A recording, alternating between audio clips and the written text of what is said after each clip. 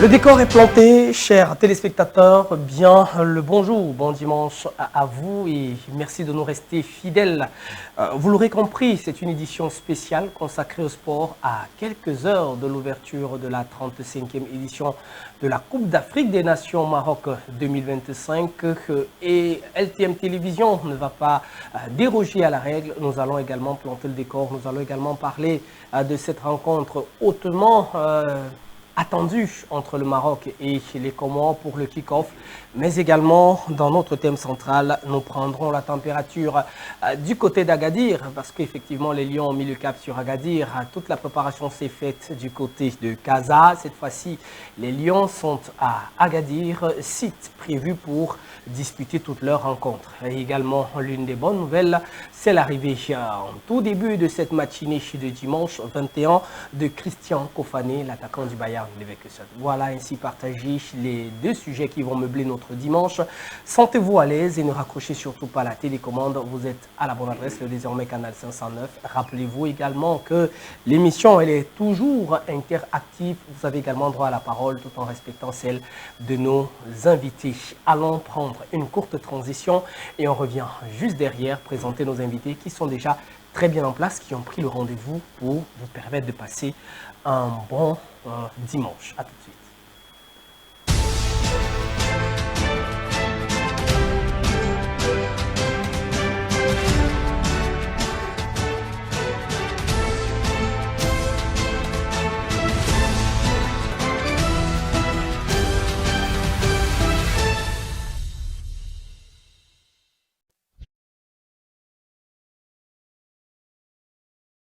Avant-dernière production de l'an de grâce 2025, Agora. Mais si vous regardez et vous découvrez mon visage, vous avez compris, nous allons parler que de sport. Et nos invités qui vont nous accompagner, ce sont des visages très connus. Nous allons démarrer par la gauche avec Brice Sofac qui a dû laisser tout tomber pour nous faire l'amitié d'être là ce matin. Ce matin, nous sommes encore le matin. Brice Sofac, bon matin à vous. Bon dimanche également. Bonjour Stéphane Achille, bonjour à tous les téléspectateurs. C'est toujours un plaisir pour moi d'être sur votre fabuleux plateau pour apporter ma modeste contribution. Merci, merci pour votre présence. Comment se préparent les événements de fin d'année? La famille, madame, les enfants, et même la famille, la grande famille, on parle également de vos frères, de vos soeurs, papa, maman. Oui, c'est pas facile, c'est difficile, mais bon, on essaie toujours de sauver ce qui peut l'être encore, malgré les conditions qui sont difficiles. On essaye de se battre pour essayer de satisfaire tout le monde. Merci. Merci pour votre présence, pour vous accompagner ce matin.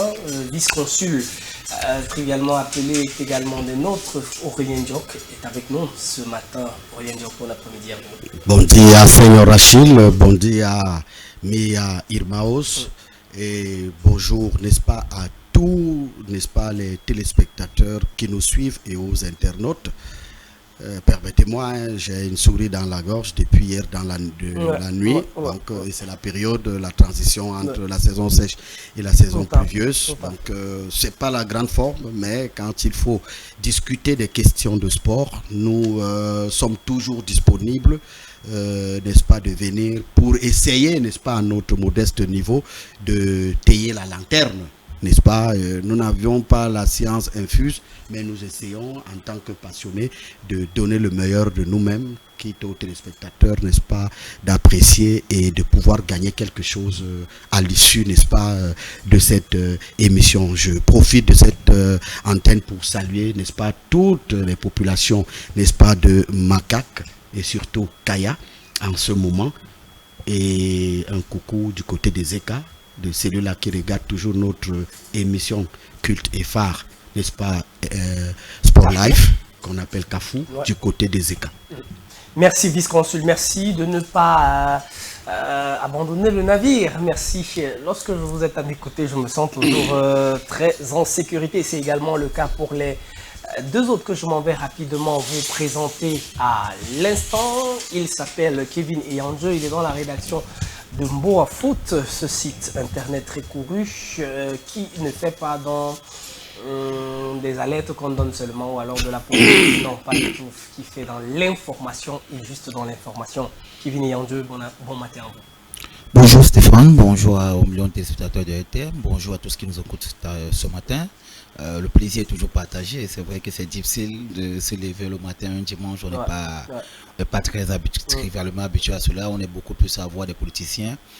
Mais durant, disons, un mois aujourd'hui, on aura le plaisir d'être devant les écrans, d'être devant les plateaux pour pouvoir édifier la lanterne de ceux qui nous regardent, de ceux qui nous écoutent à travers le monde entier, parce qu'on a une compétition qui est la compétition la plus phare sur le plan africain, qui est la Coupe d'Afrique des Nations, qui se déroule cette année précisément au Maroc. Et c'est une année difficile parce qu'on a l'habitude de la jouer généralement dans les saisons sèches entre juin et juillet. Aujourd'hui, on la joue au mois de décembre. Avec des périodes de fin d'année, c'est assez difficile parce qu'il faut préparer la période de fin d'année, il faut être au travail. On va se retrouver par exemple en train de travailler le 24, le 25, le 31 et le 1er. Des choses parfois inédites pour la situation économique au Cameroun parce qu'on n'était pas habitué. Avec le match d'entrée des Lions par exemple qui va se jouer le 24, c'est assez difficile, mais il faut retransmettre l'information au peuple camerounais, il faut permettre aux Camerounais de pouvoir s'acquérir des informations. Et comme tu l'as si bien dit, Mboa Foot va pouvoir faire vivre aux Camerounais durant un mois une canne assez particulière, une canne spéciale avec des correspondants sur place qui vont nous donner des informations minute du bas minute, mais aussi sur ma page Facebook qui sera pour l'occasion durant un mois aussi, parce qu'il y a quelques restrictions sur la page de Mboa Foot. On va partager certains contenus audiovisuels sur ma page Facebook Kevin et Andrew Djomga. Donc il y a toute une grosse équipe qui a déjà commencé dès ce matin avec des lives, avec des tests qui ont commencé à être balancés. Et durant ces un mois de compétition, vous allez vivre la CAN à nul autre pareil. Vive la CAN à nul autre pareil, c'est l'assurance que nous donne ce matin notre confrère Kevin et Andrew de la rédaction de Mboa Foot. Et pour terminer notre tour de table ce matin, Fred et Popa est également des nôtres pour ce programme inédit qui plante le décor de la CAN. Fred, bon après-midi à vous. Bonjour Achille, bonjour à mes compagnons de voyage, bonjour à nous nombreux téléspectateurs. Vous me passerez, n'est-ce pas, 30 secondes pour faire une dénonciation à l'entame, n'est-ce pas, de la fête du football africain. J'ai un petit pincement au cœur parce que, voyez-vous, ça ne sera pas dans le même confort, n'est-ce pas, qu'on accueille cet événement-là du côté de Douala. Parce que imaginez-vous que ça fait une semaine que nous sommes privés d'eau. J'ai l'impression que les personnes qui nous dirigent sont en train de comploter pour en finir avec nous. Parce qu'on dit que l'eau c'est la vie. C'est un peu fort, Fred. Ben, l'eau c'est la vie, ça fait une semaine que moi j'ai pas une goutte dans mon robinet. Et toute la population de mon quartier est dans le même cas. Vous comprenez? Comment est-ce qu'on fait? Rappelez aux téléspectateurs. Comment est-ce qu'on fait pour manager? Je vis à Deïdo, plus précisément à Bonateki. Et je vous dis que à qui on ne donne pas l'eau depuis plus d'une semaine. Je vous dis que sa particularité, c'est qu'il est sous le château d'eau. Voilà. Est-ce que vous comprenez? Voilà. C'est-à-dire qu'il est sous le château d'eau de Deïdo. Ironique. Ça fait une semaine. Ironique, on dirait. Qu'on n'a pas, que j'ai pas une goutte d'eau. Hein. Tu n'es pas le seul. Vous imaginez? Alors quand moi je parle de conspiration, d'extermination, vous pouvez penser que le mot est fort, mais quand on essaye de voir ce qui se passe, je n'ai trouvé que ça, n'est-ce pas, pour appuyer mon argumentaire. J'espère que les personnes, n'est-ce pas, en charge d'arrêter la saignée sont au courant de ça. Sinon, on les passe un message. À la veille de Noël, nous suffocons. Nous n'avons pas d'eau dans nos robinets. Donc, non, exagérément. Ce qui, je voudrais à la surprise, si tu me permets, parce qu'aujourd'hui, peut-être Fred parle seulement de l'eau, mais il faut le dire, ça fait bientôt une semaine aussi. J'ai pris, étant journaliste, il fallait faire une investigation au-delà de moi. Ange Raphaël, Deïdo, je peux dire pratiquement toute la zone cité, depuis une semaine n'a pas d'eau. Tout le grand cité. Comment je veux dire, c'est ahurissant. Aujourd'hui, en 2025, après des élections présidentielles qu'on a vécues en octobre, après tout ce qu'on nous a raconté, qu'on fasse aujourd'hui une semaine sans eau, au-delà de faire une semaine sans eau, on peut le dire, on n'a pas d'électricité. Parce qu'aujourd'hui, avoir des coupures d'électricité ou des jeux de lumière, c'est pas avoir de l'électricité. On a des jeux de lumière assez tout le temps. Hier, quasiment une journée de samedi comme hier. Toute la journée de samedi, il a fallu qu'on active le groupe pour pouvoir travailler. On n'avait pas d'électricité toute la journée de samedi pour pouvoir produire le contenu qui va être publié d'ici midi. Midi 30, il a fallu qu'on le produise avec le groupe électrogène. Il n'y avait pas d'eau, il n'y avait pas d'électricité, il n'y avait même pas de connexion Internet. Donc, ça a été tellement difficile pour nous toute la journée d'hier. Et vous ne pouvez pas imaginer, nous qui travaillons uniquement sur le digital, comment c'est assez pénible de ne pas avoir d'électricité et puis encore de ne pas avoir de connexion Internet. Donc aujourd'hui, cette plateforme peut-être qui nous a donné aujourd'hui, ce matin, c'est peut-être pousser un coup de gueule à ceux qui nous dirigent de on vous a donné un mandat de 7 ans. Ne commencez pas le mandat en poussant déjà les Camerounais à bout. Essayez de nous permettre de nous faire plaisir. Au moins, avec ce mandat de 7 ans, permettez aux Camerounais de pouvoir ne pas tout le temps pleurer et de pouvoir au moins se réjouir avec cette pause à temps. Merci pour ces dénonciations, cette alerte adressée à qui de droit. Et justement, nous espérons que le message sera entendu. Ce n'est pas une émission politique, c'est juste un panel où on peut également attirer l'attention. Peut-être que certaines ne sont pas au fait de ce qui se passe dans nos cités et nos panélistes saisissent simplement l'occasion comme ça pour adresser leurs propos. C'est toujours mieux de parler à Mondovision que de parler dans les tiroirs. Voilà. Parce que il y a également une expression de confiance de la part de nos panélistes et lorsqu'ils adressent leurs propos à ceux qui nous gouvernent, c'est également un gage de confiance. Qu'ils ont plutôt confiance de ce que si les propos sont entendus, ces dénonciations sont entendues, eh bien que cela pourra être réglé. Merci chers panélistes, merci à vous également qui nous prenez en ce moment à la maison. Sans plus tarder, nous allons parler de choses qui nous concernent. Nous parlons de la CAN 2025. Merci à la réalisation chapeautée ce matin par Philippe Eyoum, Landry Sioué, mais également Chris qui sont à la manœuvre pour la qualité du background, mais également les sujets qui nous sont déjà affichés. Nous ouvrons donc notre après-midi avec le sujet sur la CAN marocaine, l'ouverture, le kick-off. C'est ce soir, 20h, pour la 35e édition. Mon cher Fred, l'affiche Maroc-Comores, comment vous la sentez? Quand vous avez cette affiche, qu'est-ce que vous vous dites? Vous qui êtes un féru de sport, mais surtout de football. Une affiche qui promet. Quand on n'est pas un observateur vertu du football, on peut se dire que c'est déséquilibré à la base. Mais quand on a vu le Comores ici s'exprimer, l'équipe qui nous a mis en difficulté, en infériorité numérique, il faut le dire, qui nous a coûté des railleries internationales. C'est une équipe qui a nettement progressé, n'est-ce pas, au sein de la scène continentale. Donc c'est une évaluation. On va essayer de voir où est-ce qu'ils en sont depuis le temps.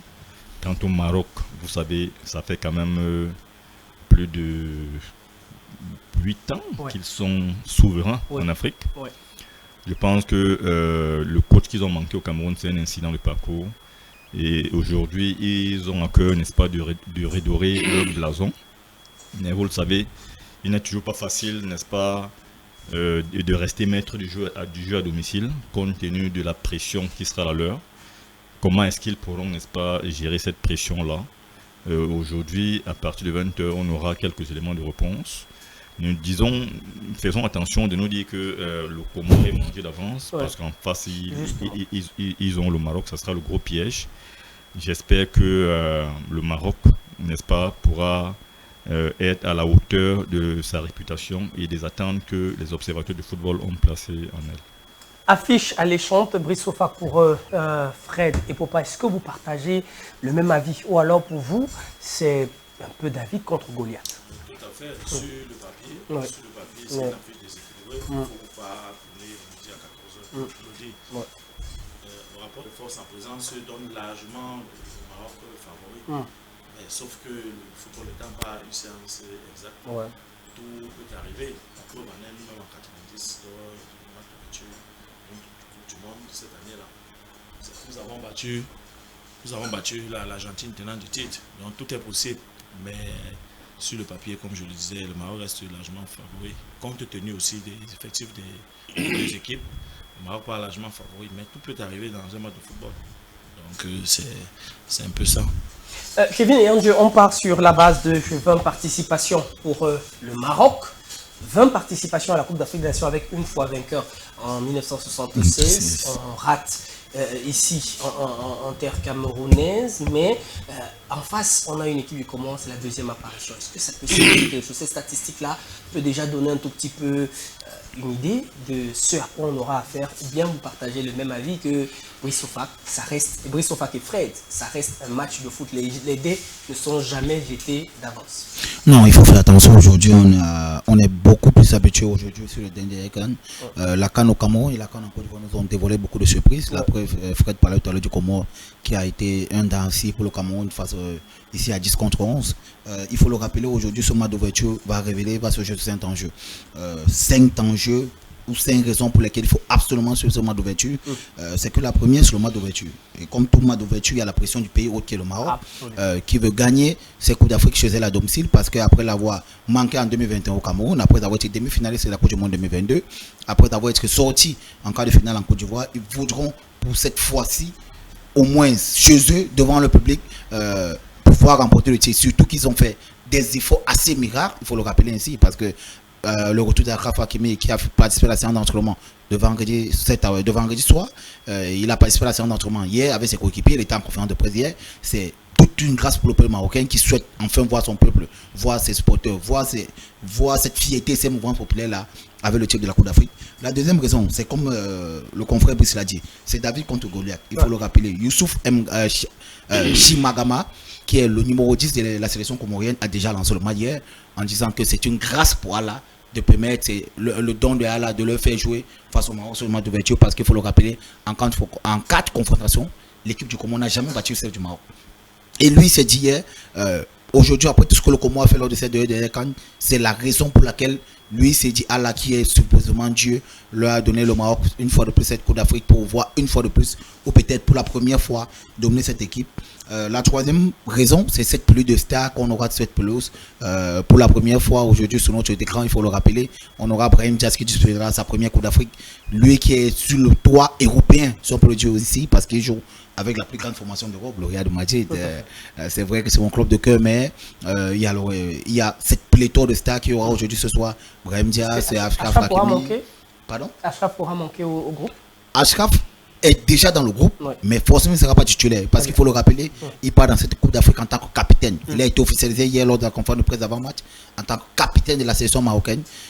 Étant de retour de blessure, je trouve difficile qu'il commence la rencontre. Ce qui est sûr va participer à cette rencontre, ça sera 10-15 minutes en fonction de l'issue du match aussi, parce que si le match est difficile, il ne pourra pas, l'entraîneur ne va pas forcément le mettre. Mais si le Maroc arrive à dérouler, en menant peut-être 2-3-0 au bout des 60 minutes, Achraf Hakimi pourra avoir les 10-20 dernières minutes pour pour son retour en jambe. Ça, c'est ce qu'il fallait rappeler à ceux qui nous regardent cet après-midi. Et l'avant-dernière raison, c'est la revanche. La revanche, parce que comme je l'ai si bien dit, en 4 confrontations, le Comore n'a pas pu battre le Maroc. Et le Comore est la sélection qui est l'outsider avec le plus grand nombre de points lors des 2 derniers camps.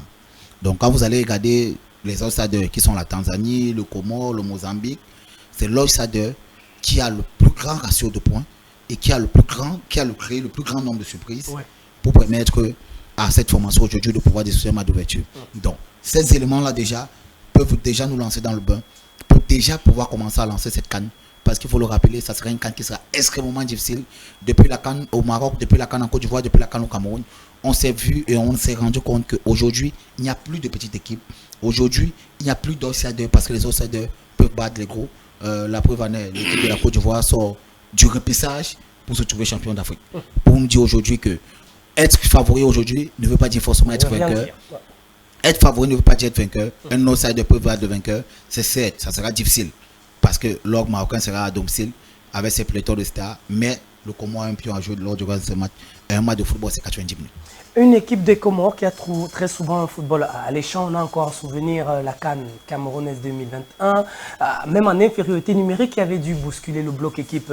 C'est vrai qu'on est très loin de cette épopée, mais c'est une équipe qui est toujours restée avec un football chatoyant. Est-ce que l'insouciance peut être, comme on le voit à l'antenne, la clé de ce match? On a une équipe du Maroc qui est le monstre de la compétition, qui est le grand favori de la compétition de par la qualité de son effectif, mais également de par, on va dire quoi, l'opportunité. C'est une compétition qui est organisée en terre marocaine, mais à côté, vice-consul, vous avez fait le tour du monde, vous avez souvent regardé des matchs, et aujourd'hui, l'exigence du football fait que sur un détail, un match est plié. Est-ce que ce match peut nous réserver des surprises cet après-midi? Oui, pourquoi ne pas? Vous savez, le petit problème que le côté maghrébin rencontre souvent, c'est que c'est des gars qui n'ont pas assez de mental. Ouais. Ils sont fougueux, ils sont techniques, ils ont un jeu rapide, ils se projettent vers l'avant et ils ne font pas les mathématiques. Ouais. Et mais chemin faisant, dans ce bloc bas, si jamais le Comore parvient dans les contres, n'est-ce pas, parce qu'ils vont presser haut, le Comore va donner l'impression, ouais, n'est-ce pas, de jouer bloc bas et se projeter vers l'avant. Et ça, si jamais le Maroc prend le premier but, attention, ouais, parce que là, et puis avec leurs supporters, ça sera très compliqué pour eux. Mais seulement, c'est que vous avez vu l'autre jour à la finale de la Coupe du Cameroun, ouais, ça j'ai causé en inbox avec ouais, la Mannschaft, ouais, je lui ai fait comprendre que moi j'ai vu tes enfants, comme ils ont joué une très bonne Champions League, le discours n'est pas bien passé. Il est bien vrai qu'il y a un jour sans, mais sauf que ils sont venus, n'est-ce pas, en supériorité, ouais, psychologique. Ouais, ouais. Vous comprenez un peu? Et quand ils jouaient, ils savaient que ce n'est que question de temps, ils vont remporter. Et la Panthère est venue avec tout le sérieux possible et a surpris, n'est-ce pas, la Colombe. La Colombe. Donc c'est le même scénario qui est ici. Mais sauf que la différence ici, c'est quoi? C'est que le Comore se prend toujours pour le plus petit, ouais, quelqu'un qui vient apprendre. Et il respecte toujours l'adversaire et opte souvent, généralement, à un système de jeu bloc bas. C'est-à-dire que se projeter, dès qu'ils parviennent, n'est-ce pas, à attraper le ballon sur des couloirs, ils ont des attaquants qui vont très vite et ils peuvent vous prendre à contre-pied et puis vous filer un but et revenir. Donc c'est une équipe qu'il faut jouer généralement dans la patience, n'est-ce pas, pour parvenir à casser, n'est-ce pas, les lignes. Mais sauf que ici, quand vous vous encaissez, c'est votre public qui commence à vous mettre la pression et vous aussi maintenant, la peur de perdre le match vous amène dans les précipitations. C'est pour ça que vous voyez souvent des matchs comme ça où le Maroc est en super favori. Vous allez découvrir à la fin qu'ils peuvent tourner et le Comore, n'est-ce pas, parvient à filer un but et que ce but reste jusqu'à la fin de la rencontre. Donc c'est un match comme les autres l'ont dit, où sur du papier, n'est-ce pas, en super favori, le Maroc est mieux placé, mais sauf que le Comore a une particularité, quelle que soit la rencontre, ils savent qu'ils sont le petit poussin, ils sont là pour apprendre, ils viennent en respectant, n'est-ce pas, les consignes strictes données par l'entraîneur, c'est-à-dire jouer, n'est-ce pas, avec les rangs, en rang serré, ne pas laisser les espaces. Donc, c'est quand vous avez une équipe comme ça qui vous abandonne le ballon, ça vous donne l'impression qu'il y a nette domination. Il faut faire donc très attention parce que quand vous arrivez au niveau de la médiane avec votre défense centrale, parce que vous les pressez, ils vont. Parce que nous qui avons été dans les lycées et tout, quand on jouait au handball, on avait la zone. C'est comme ça qu'on appelait. C'est là-bas où tout le monde se mettait pour attendre, n'est-ce pas, l'adversaire. Essayer de contrer. Et quand vous obtenez le ballon maintenant, vous essayez de projeter à travers le pivot qui est devant pour, n'est-ce pas, accélérer pour marquer le but. Et ça, c'est souvent très dangereux parce que le Comore a des jeunes qui vont tellement vite sur des couloirs et ceux qui sont au milieu de terrain en défense ont des consignes que dès qu'ils parviennent à attraper un ballon, parce que la défense centrale marocaine sera, n'est-ce pas, presque au niveau de la médiane, en train de presser. Parce que le Comore vous donne l'impression que eux, ils vous respectent, ils ont peur, donc ils sont obligés de jouer en rang serré et par la suite, ils peuvent se projeter vers l'avant. Et le coach a tellement travaillé là-bas. Regardez tous les rencontres des Comores, ils ne viennent pas en expérimenter pour essayer de jouer 50-50, non, ils respectent toujours, mais ils ont leur système de se projeter en cas de perte de ballon. Et là-bas maintenant, il faut avoir aussi des défenseurs, parce que quand vous jouez au niveau bloc haut et que vous pressez jusqu'au niveau de la médiane, il faut avoir une défense centrale avec des athlètes qui peuvent, n'est-ce pas, poursuivre des attaquants quand, n'est-ce pas, vous perdez le ballon et qu'on met le ballon dans l'espace, parce qu'ils ont des consignes de mettre le ballon dans le dos des défenseurs marocains et les couloirs donc maintenant vont croiser pour attraper le ballon et mettre de la vitesse pour se retrouver dans la grande surface, la surface de vérité. Donc il faut faire très très attention aujourd'hui, et comme les autres l'ont dit, je vais me répéter tout simplement dessus. Aujourd'hui, il n'y a pas de petites équipes. J'ai vu le Cameroun, moi j'ai transpiré étant chez moi. devant les Eswatini. Vous vous rendez compte? Il est bien vrai que le contexte du Cameroun n'est pas... Mais j'ai vu le Lesotho, j'ai vu des équipes ici faire transférer le Cameroun, j'ai vu le Cap-Vert à l'époque. Quand on faisait une poule, quand on faisait le tirage au sort et que vous voyez Cameroun, Nigeria, Lesotho, Angola, tu voyais déjà les 3 points quelque part gagnés parce que c'était les formalités. Mais aujourd'hui, c'est plus ça. Rien n'est gagné à l'avance parce que les autres se sont mis à professionnaliser leurs équipes et de ceux qui viennent toujours dans le désordre avec l'esprit de supériorité, n'est-ce pas, sont souvent surpris. Vous ne pouvez même pas imaginer aujourd'hui qu'un grand Cameroun et un grand Nigeria s'en vont jouer les barrages, ce qu'il n'y a jamais eu dans la vie du football. On s'en va discuter pendant que vous voyez les clubs comme le Cap-Vert qualifiés avec les pieds croisés. Ils regardent comment vous êtes encore en train de vous débrouiller à chercher, à vouloir retrouver. Et ça, c'était inimaginable dans notre football. Mais c'est arrivé aujourd'hui. Cela devrait servir de leçon à tous ces grands clubs, n'est-ce pas, à toutes ces grandes équipes qui ont toujours pensé qu'ils sont forts, ils sont des lions, ils sont ceci. Il faut faire attention. Le football aujourd'hui est devenu tellement scientifique que tous des pays se prennent des techniciens bien futés et travaillent au niveau national pour avoir des enfants qui peuvent répondre, quelle que soit l'adversité qu'il y a en face. Brice, est-ce qu'aujourd'hui, même si on s'appelle le Comore, on affronte en ouverture le Maroc, est-ce que l'absence d'Achraf Hakimi, il est dans le groupe, comme Kevin l'a ici rappelé, mais on ne s'attend pas à voir un Achraf Hakimi dans le 11 pas. Est-ce que ça peut changer quelque chose? C'est clair que le Maroc sera diminué. Tu ne peux pas perdre un joueur même si on a le Comore en face. Même si on a le Comore en face, on l'a dit tantôt, c'est la CAN. C'est une compétition très difficile. C'est une compétition très difficile. On veut toujours avoir les meilleurs éléments. Entamer une telle compétition étant diminué, ce n'est jamais une chose simple. Donc on ne peut pas dire que son absence n'aura pas un impact. C'est un impact. Quand on connaît la valeur du joueur, quand on connaît les qualités de ce joueur, son absence forcément aura un impact. Surtout que le Comore est dans une position de outsider. Ils n'ont rien à perdre. Perdre face au Maroc, ça ne serait que quelque chose de normal aux yeux du grand public ou même aux yeux de leurs supporters. Absolument. Donc ça veut dire qu'ils n'ont rien à perdre. Ils vont jouer libérés. C'est le Maroc qui a la pression. Bon, le Maroc a aussi l'avantage des statistiques car depuis la CAN 2000, généralement les favoris, ce sont toujours les pays organisateurs ont toujours été victorieux lors du match de la dernière équipe à avoir perdu, c'était le Burkina Faso en 1998. Donc généralement, les pays organisateurs, ça passe toujours lors du match d'ouverture depuis plus de 20 ans. Mais comme tout le monde l'a si bien dit, tout le monde s'est préparé normalement. Et le Maroc aussi a un grand contingent de joueurs professionnels, contrairement peut-être au Comore qui a des joueurs de seconde zone pour la plupart, a peut-être eu plus de temps de se préparer. Normalement, contrairement peut-être au Maroc à qui on a libéré les joueurs il y a peut-être 5, 6, 7 jours. Ça peut aussi jouer. Ça peut aussi jouer parce que c'est le premier match, le temps de préparation, tout ça peut entrer en compte. Maintenant, on va voir, mais je reste persuadé que le Maroc gagnera ce match parce que c'est une poule très difficile. Il y a le Mali et la Zambie. Ça veut dire que pour le Maroc, s'ils ne gagnent pas le match d'aujourd'hui, ils vont se retrouver dans une situation très délicate. Parce que les deux autres prochains adversaires, ce sera un cran un peu au-dessus du Comore. Donc, ils ont absolument la pression et ils doivent absolument gagner ce match pour pouvoir voir la compétition sur les meilleurs auspices pour la suite.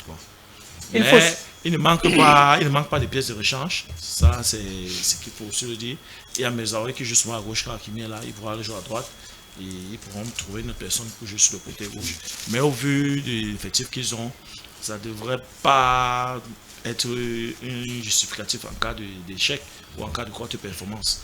Parce que dire qu'on n'a pas pu battre comment, parce qu'Hakimi ne sera pas là, ça ne pourra pas passer aux yeux des supporters du Maroc. Fred, vous avez très souvent vu le Maroc se déployer. Quelle a souvent été la force du Maroc? Sa ligne offensive, son groupe, son collectif, son football chatoyant. Il faut rappeler que le Maroc est en perpétuelle progression depuis, même avant la Coupe du Monde Qatar 2022. C'est une équipe qui ne cesse jamais de progresser. Pour vous, quel peut-être, on a vu à l'affiche tout à l'heure, les clés du match.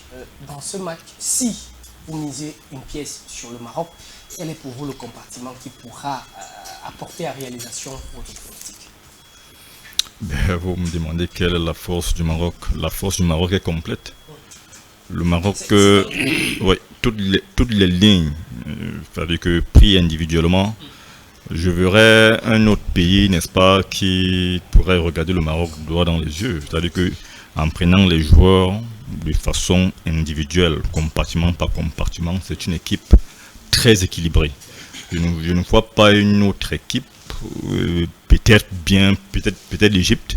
Même l'Égypte est un cran en dessous. Le Maroc, c'est une équipe, le bloc équipe est solide, les individualités sont, c'est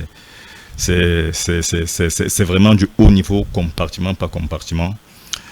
Donc moi, je crois que ce serait un gros accident pour le football si le Maroc ne termine pas dans le dernier carré. C'est vraiment l'équipe, c'est l'épouvantail de la compétition. Compartiment par compartiment, partir de la défense jusqu'à l'attaque, ce sont les meilleurs à l'époque en Afrique. Mon cher Kevin, on va sortir avec vous sur cette question. C'est la même question que j'ai posée à Chris, je vous la pose. Vous êtes en face du Comore, c'est vrai que ça reste un match de foot.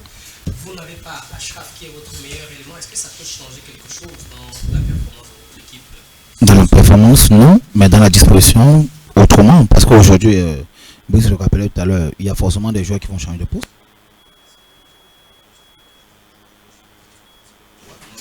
Disposition tactique, le dispositif tactique, il peut être changé, il peut quitter une défense à 3, une défense à 4, une défense à 3, pour pouvoir permettre d'exploiter les compétences des joueurs qu'il a sur le flanc.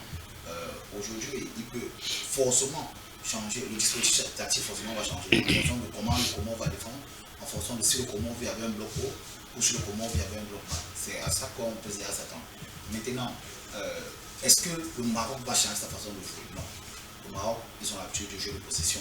C'est vrai que ces derniers temps, on n'est pas beaucoup habitué au jeu de possession. On a habitué à un jeu où il y a un jeu de possession par moment, après un jeu de contre-pressing, où ils font parfois exprès de laisser le ballon à l'adversaire. Et ça, c'est fonction du cadre de l'adversaire. Ça, c'est fonction du cadre de l'adversaire et fonction de la personne qui nous écoute. Ou de la personne qu'on a en face de nous, en fait. Donc, aujourd'hui, c'est pas un match comme les autres. C'est pas un match assez facile comme les autres. Et c'est un match qui va se jouer sur très peu de détails. Parce que le consul parlait tout à l'heure du Comore et de leur façon de jouer qui est assez difficile. Le Comore, lors des matchs éliminatoires, c'est 6 matchs, 3 victoires, 3 matchs, aucune défaite lors des matchs éliminatoires. C'est pour vous dire à quel point cette équipe du Comore est une équipe qui est assez difficile à manœuvrer. Tout à fait. Oui, oui, tout à fait. Tu dois mettre en place un dispositif tactique qui s'adapte à leur façon de jouer, ou doit être un dispositif tactique qui peut pouvoir le battre. Donc, aujourd'hui, ça serait terriblement difficile pour battre les Comores, mais Fred l'a bien rappelé tout à l'heure, quand vous allez regarder l'effectif du Maroc, que ce soit ligne par ligne, poste par poste, honnêtement, le Comore est en deçà du niveau, malgré les 103e place sur le plan mondial, actuellement, ils sont en deçà du niveau. C'est vrai, sur l'année civile 2026, le Comore a réalisé de très belles performances. Ils ont terminé les éliminatoires invaincus, ils ont terminé sur le podium de Kosafa, qui est le tournoi qui regroupe les pays de l'Afrique de l'Ouest, de l'Afrique centrale, mais pas de l'Afrique centrale, de l'Afrique australe. Austral, oui. De l'Afrique australe. Austral. Donc, ils ont terminé sur le podium, ils ont terminé 3e de la Kosafa, et ils sont passés de 113e à 103e sur le plan mondial. C'est-à-dire qu'ils sont proches du top 100. Et quand vous êtes proche du top 100, c'est-à-dire que vous avez du potentiel, et vous avez forcément une allure fière, vous avez forte allure par rapport aux autres. Aujourd'hui, on ne peut pas vendre la peau du Comore, mais on pourra juste demander à la formation marocaine de pouvoir juste faire attention parce que le Comore est une équipe difficile à manœuvrer et qui pourra peut-être faire des surprises pour le 4e. Attention à cette équipe marocaine. Oui, derrière des matchs importants, toujours dans ce groupe A, on a la Zambie, le Mali, Brice le rappelait tout à l'heure. Ce ne sera pas, comme on dit trivialement, quartier la viande, mais le Comore ne sera pas des négociations.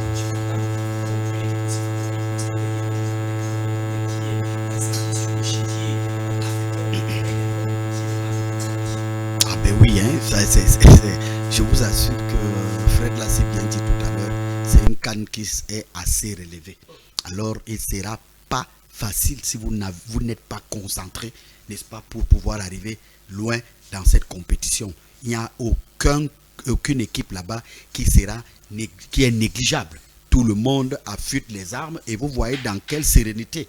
Et Dieu merci aussi que le Cameroun aussi est entré dans cette sérénité. Quand vous voyez beaucoup de plateaux aujourd'hui, on est en train de les classer. Que faites très très attention parce que les signes précurseurs. Donc moi je suis en train de dire que c'est quelque chose d'assez très compliqué parlant parce que quand vous parlez de Comores, le secret qui a pour maîtriser une équipe comme le Comores, c'est d'être patient. D'être patient. Et d'être patient et en même temps vigilant. Parce que quand vous êtes en ligne d'attaque, sachez que à un moment, votre digue peut lâcher. Parce que peut-être vous n'avez pas fait la pêche à la digue. Nous qui allions au village régulièrement, on bloque une barrière, vous êtes en train d'enlever de l'eau, mais sauf que l'eau menace la barrière. Vous bloquez au fur et à mesure. Mais vous oubliez que l'eau aussi est en train de vouloir, n'est-ce pas, trouver l'issue. Et vous vous contentez seulement aux poissons sans contrôler la barrière. À un moment, vous pouvez vous rendre compte que la barrière a lâché. Donc c'est pour cela que quand vous jouez, n'est-ce pas, bloc haut, et que les autres font semblant de vous laisser le jeu, il faut faire très attention. Et je vous ai dit que c'est ce système de respect qu'ils ont. Alors, mon frère l'a si bien dit tout à l'heure, que quand vous voyez une équipe qui a participé à une compétition majeure et qui n'a eu aucune défaite, n'est-ce pas, match nul et des victoires, ça veut dire qu'il y a vraiment un travail de fond qu'on fait là-bas à ce niveau. Et ce genre d'équipe, vous allez voir qu'ils ne regardent pas en face, n'est-ce pas, toute la starmania ou les individualités qu'il y a en face. Ils ne vont pas gérer ça. On les a appris, comme vous voyez souvent, des gens qui sont comme des orphelins. Ils ont perdu les parents et tout. Ils sont obligés de se mettre ensemble pour pouvoir évoluer. Donc eux, ils savent qu'ils ne sont pas une grande équipe, mais ils respectent l'adversaire, mais ils ont des consignes que l'entraîneur a donné. Il faut respecter ce consigne. Et maintenant, qu'est-ce qu'on a travaillé derrière? C'est la projection en cas de récupération de balles. Et c'est là où je vous dis qu'ils surprennent souvent des grands clubs qui s'oublient en cherchant à mettre le but parce qu'eux, ils ont refusé de jouer. Et vous êtes au niveau de la médiane et ils ont des consignes que dès que l'un d'eux obtient le ballon, parce que ils ont des joueurs au niveau des flancs qui, n'est-ce pas, font un travail à un niveau, mais prêts, n'est-ce pas, à mettre des accélérations pour pousser vers. Et deux fois, là, les buts que j'ai vu marquer, ils font 1-2 passes, ils sont déjà dans la zone de vérité. La zone de vérité. Et là, il faut des joueurs qui ont de la vitesse, n'est-ce pas, au niveau des adversaires pour pouvoir les battre. Donc, c'est compliqué de manœuvrer, n'est-ce pas, le bloc commun.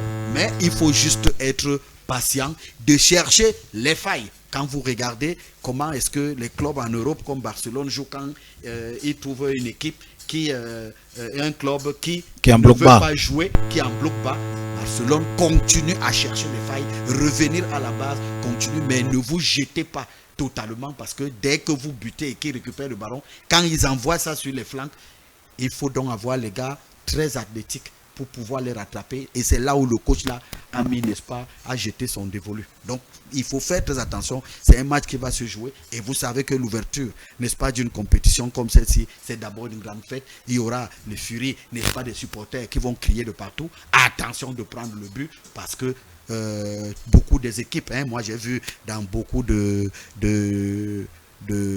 chaînes de télévision où tout le monde aujourd'hui, même les Occidentaux, parlent de Hemley. Qu'ils ont demandé qu'est-ce que c'est, n'est-ce pas? Et on a donné des explications. Ils comprennent que peu sont des équipes. Je vous prends l'exemple de l'Algérie et tout. Quand ils encaissent le but, presque c'est mort. Ils jouent juste pour machin, mais quand ils vous mènent, là maintenant, ils vont vous faire jouer. Donc c'est compliqué. Contrairement à d'autres équipes comme le Cameroun, où quand ils encaissent, le moral reste au beau fixe. Ils continuent à travailler, mais il faut être patient quand une équipe, n'est-ce pas, n'est pas joueuse.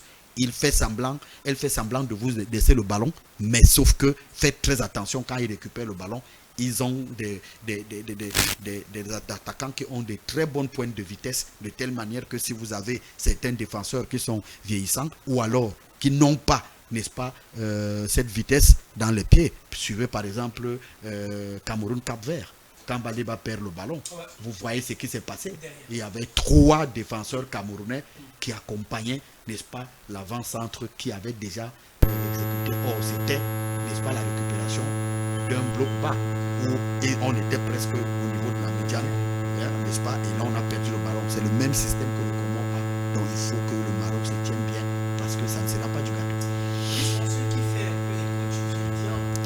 Eh bien, ce matin, la nouvelle casquette que nous avons, on est moins dans des questions de gouvernance, d'environnement, mais là, on est véritablement sur le plan technique, tout comme les 4 autres panélistes. C'est également ça la couleur de cette émission, fixer déjà les téléspectateurs. Les téléspectateurs qui sont plutôt timides ce matin, rappelez-vous que l'émission est interactive. Vous également, vous avez votre avis à donner. Donc, j'ouvre déjà le jeu au pronostic. Vous nous écoutez en ce moment précis. Prière de donner votre pronostic pour la rencontre de ce soir qui mettra au pied le Comore ou alors le Maroc, pays hôte de la compétition, grand favori également au Comore qui n'est qu'à sa 2e participation. Mon cher Brice, on va définitivement sortir avec vous sur cette question. La dernière séance d'entraînement des Comores, c'était hier, qui a vu la visite du prince Azali Ous Assoumani. Est-ce que ça peut signifier quelque chose quand on va aller en bataille? Oui, c'est une source de motivation. Elle n'est pas négligeable. C'est toujours important pour les joueurs, avant d'aller en compétition, d'avoir la visite d'une autorité de ce rang. Ça peut les galvaniser. Peut-être des promesses ont été faites au niveau des primes. Tout ça, ça contribue à galvaniser les joueurs pour un meilleur rendement. Je tiens à rappeler aussi que le coach a déclaré, bon, on ne sait pas si c'est une antelope qui ne mettra pas le bus, qui jouera le coup à fond. Que tous ceux qui ont mis le but face au Maroc ont finalement été battus. Bon, nous espérons que ça va être le cas pour que nous ayons un match plaisant. Que nous n'ayons pas un match que nous n'ayons pas un match où on va s'ennuyer, où une équipe va passer tout le temps à défendre pendant que l'autre s'attaque. Qu'il se lâche vraiment, comme le coach a dit, qu'on ait un match agréable pour l'ouverture de la CAN. Mais c'est important pour le moral des gars. Cette visite, ça va peut-être leur permettre de se surpasser et de donner encore plus ce qu'ils ont dans les tripes. Ce qui est sûr, on aura des buts parce qu'il faut le rappeler lors des différentes intégrations ou des matchs d'ouverture de la CAN, on n'a pas eu des matchs d'ouverture avec moins de 2 buts. Dans les matchs d'ouverture, on a eu le moins de buts. C'est un match d'ouverture où on a eu au minima 2 buts. C'est pour dire qu'aujourd'hui, on aura en compte forcément qu'il y aura des buts. Il y aura déjà, de ce qui est sûr, pourra déjà avoir 2 buts. Mais aussi, je voulais terminer en voulant rappeler les forces en présence. Parce qu'aujourd'hui, on parle du Maroc et des Comores. Peut-être du côté du Maroc, il y a l'absence de Achraf Hakimi, qui est le meilleur joueur sur le plan africain. Mais il y a un monstre qui a peut-être pas beaucoup joué en club aujourd'hui, mais sur le plan africain, qui est le meilleur joueur du Maroc sur le plan africain, qui est Brahim Diaz, qui est le meilleur peut-être de la sélection africaine, de la sélection du Maroc en 2025, et qui n'a joué que 12 mois depuis le début de son don. C'est-à-dire, il vient sur le plan, il vient en Coupe d'Afrique, étant suffisamment frais, suffisamment appliqué et qui pourra beaucoup apporter à cette équipe du Maroc, parce que quand vous regardez la Coupe du Monde 2022, il a manqué au Maroc un véritable 10, quelqu'un qui va véritablement faire le jeu, qui va prendre le jeu à son aise, qui va casser des lignes avec des passes, qui va pouvoir à certains moments marquer. Et depuis qu'il est à la sélection du Maroc, il en a flaqué 7. C'est le meilleur buteur de la sélection marocaine devant Raimi avec 7 buts. Et quand vous regardez le second qui est Sofiane Raimi qui vient justement avec 3 buts, c'est pour dire l'apport de Brahim Diaz actuellement, qui n'est peut-être pas une grande vitrine en club parce qu'il ne joue pas beaucoup en club aujourd'hui, mais sur le plan africain, qui pourra donner du boom au cœur à la sélection marocaine et qui pourra donner un second sur la sélection marocaine. En face, vous avez Youssou N'Chemaga, qui est le capitaine de la sélection Comore, qui est le meilleur passé de la sélection de Comore avec 4 réalisations, qui a déjà à hauteur de 35 ans, mais qui est l'homme de cette sélection. C'est celui-là qu'il faudra faire peur. C'est lui qui décide comment on va vite, c'est lui qui décide comment on ralentit, c'est lui qui est l'homme à battre dans cette équipe. Si vous parvenez à cadrer, si on peut le dire à peu près, Youssouf, vous avez peut-être à 70% fait déjouer les gens du Comore, mais il faut le rappeler, ça sera un match entre 2-10, 2 oppositions de style. Youssouf N'Chagaman, qui est un 10, qui est beaucoup plus à l'ancienne, n'est pas beaucoup plus dans les dribbles, n'est pas beaucoup plus dans les passes, mais très intéressant dans la dernière passe. Et vous avez Brahim Diaz de l'autre côté qui est le 10. Donc, pratiquement tout le plan africain a toujours voulu un 10 qui est très bon ballon au pied, qui tire très bien et qui aussi marque. Match à suivre dans ce dimanche lorsqu'il sera 20h, heure de Yaoundé, heure de Batouri. Et bien évidemment, ce sera au stade Prince Abdallah de Rabat. Voilà, il est 11h52. petite prise d'un verre d'eau et on revient derrière, planter le décor, dérouler sur notre thème central, Lions indomptables, peut-on prétendre remporter le trophée 2025?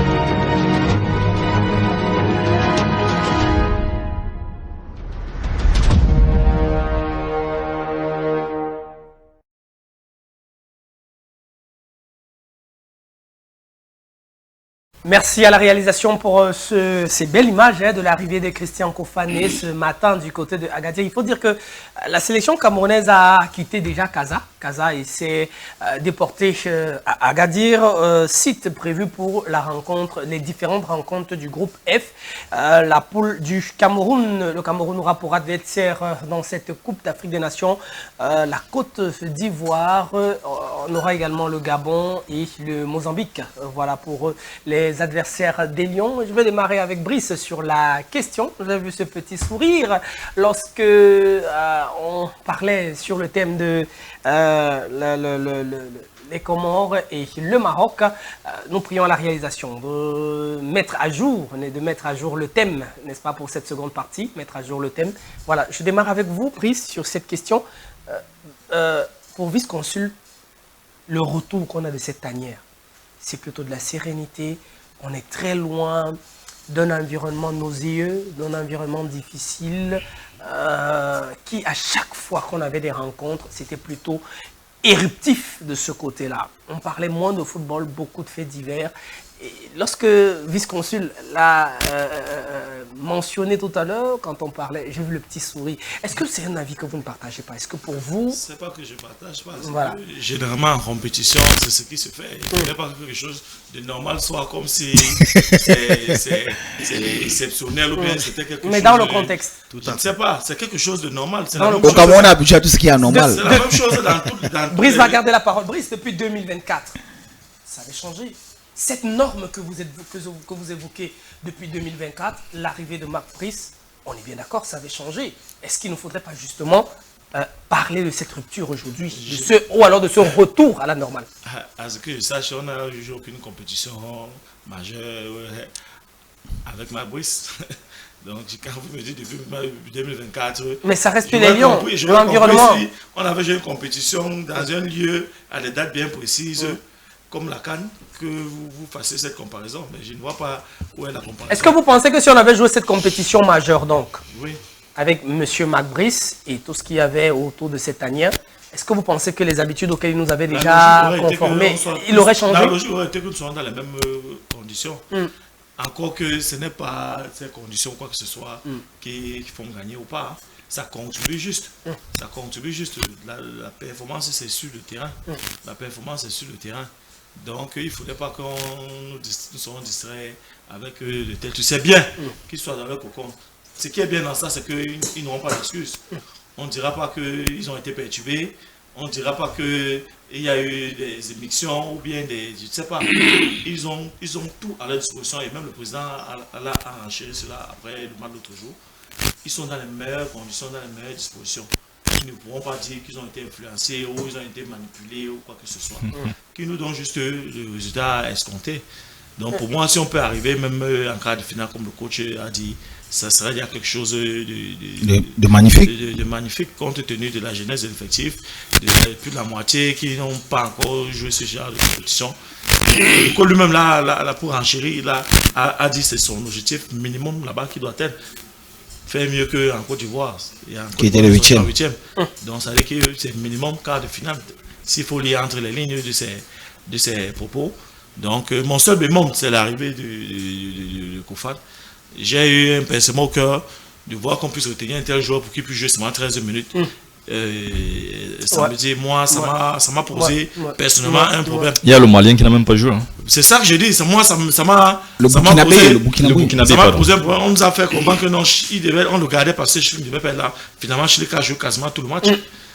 Donc, ils nous ont privés d'un joueur pendant 5-6 jours qui pouvait faire la préparation. 13 minutes.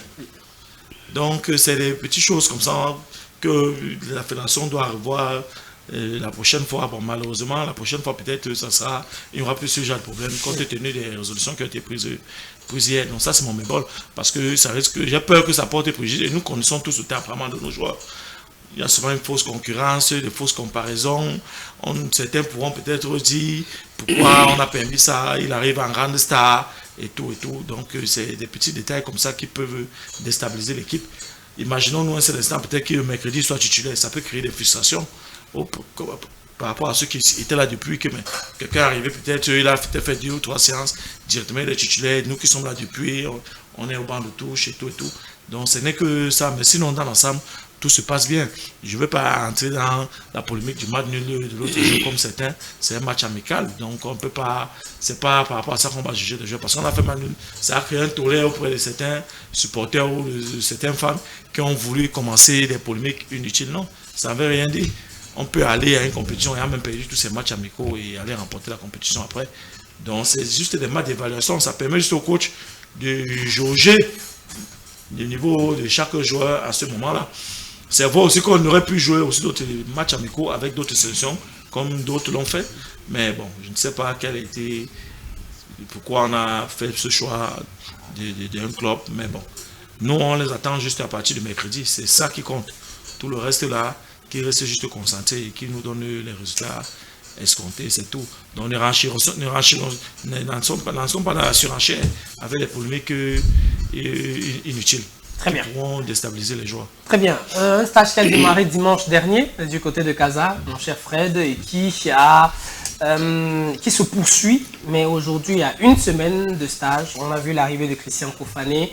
On a moins de remous. On a des joueurs qui sourient et des joueurs qui sont contents d'être ensemble, comme le témoignent les différentes images qu'on a. Mais Boubri Sofac, c'est un non-événement. C'est quelque chose de tout à fait normal. Il ne faut pas en parler. Est-ce que vous partagez? Il n'y a pas dit qu'il ne faut pas en parler, attention. Ok. Reprécisez dans votre pensée. Il n'y a pas dit qu'il ne faut pas en parler. Oui. Je dis bien, même avant qu'on échange de staff, quand on voyait ces joueurs à l'entraînement, ils étaient toujours souriants. C'est les professionnels. Mais au moins, on avait, ils vont sourire, mais au moins quand on avait des recoupages, quand on avait les informations, on avait c'était des joueurs qui faisaient des rassemblements à minuit pour écrire des lettres. On ne voit pas ça. C'était du matériel qui était parfois confisqué. Ils l'ont fait une seule fois. Et nous l'avons tous condamné. Attends un peu. Permettez. Nous l'avons tous. Ils l'ont fait une seule fois, c'est ce qui concerne la lecture de la lettre, ou bien faire la réunion, ils l'ont fait une seule fois. Et nous tous, nous l'avons condamné parce que ce n'était pas le rôle des joueurs. Brice, oui. Je vous permets de repréciser parce que je passe la parole à Fred. C'est très important, on parle de l'environnement. Parce que vous avez également chuté en disant que l'environnement contribue. Mais ce n'est pas ça qui va permettre que les joueurs... Mais il a donné son avis. Voilà. Donc je vous pose la question. Non, permettez. Pour que je vous relance, c'est par rapport à sa chute que je vous relance. Voilà. La question que je vous pose, est-ce que entre la période 2024 et 2025, jusqu'au moment où manque la qualification, est-ce qu'on avait une tanière calme?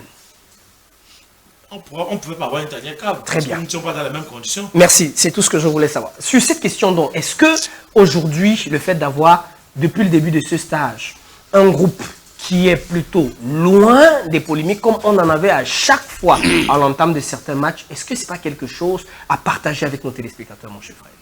Non, mais je dirais tout de suite à Brice que l'environnement doit être propice à la performance. On ne peut pas alimenter les faits divers quand on est en compétition et espérer aller faire un résultat. C'est pas possible. Quel que soit, n'est-ce pas, le niveau de notre talent. Le climat dans lequel évoluent les Lions depuis ce début de stage, c'est un climat propice à la performance. Il n'y a pas... Quand tu vois les garçons, n'est-ce pas, quand tu vois le visuel, quand tu vois les apparences, quand tu essayes de voir leurs attitudes, ils nous donnent envie de croire que c'est possible. Vous croyez? Vous voyez ce que je veux dire? Quand ils ont été éliminés des Normands face au Cap-Vert, je ne pense pas que Consul était surpris. Il y avait déjà des signes avant-coureurs.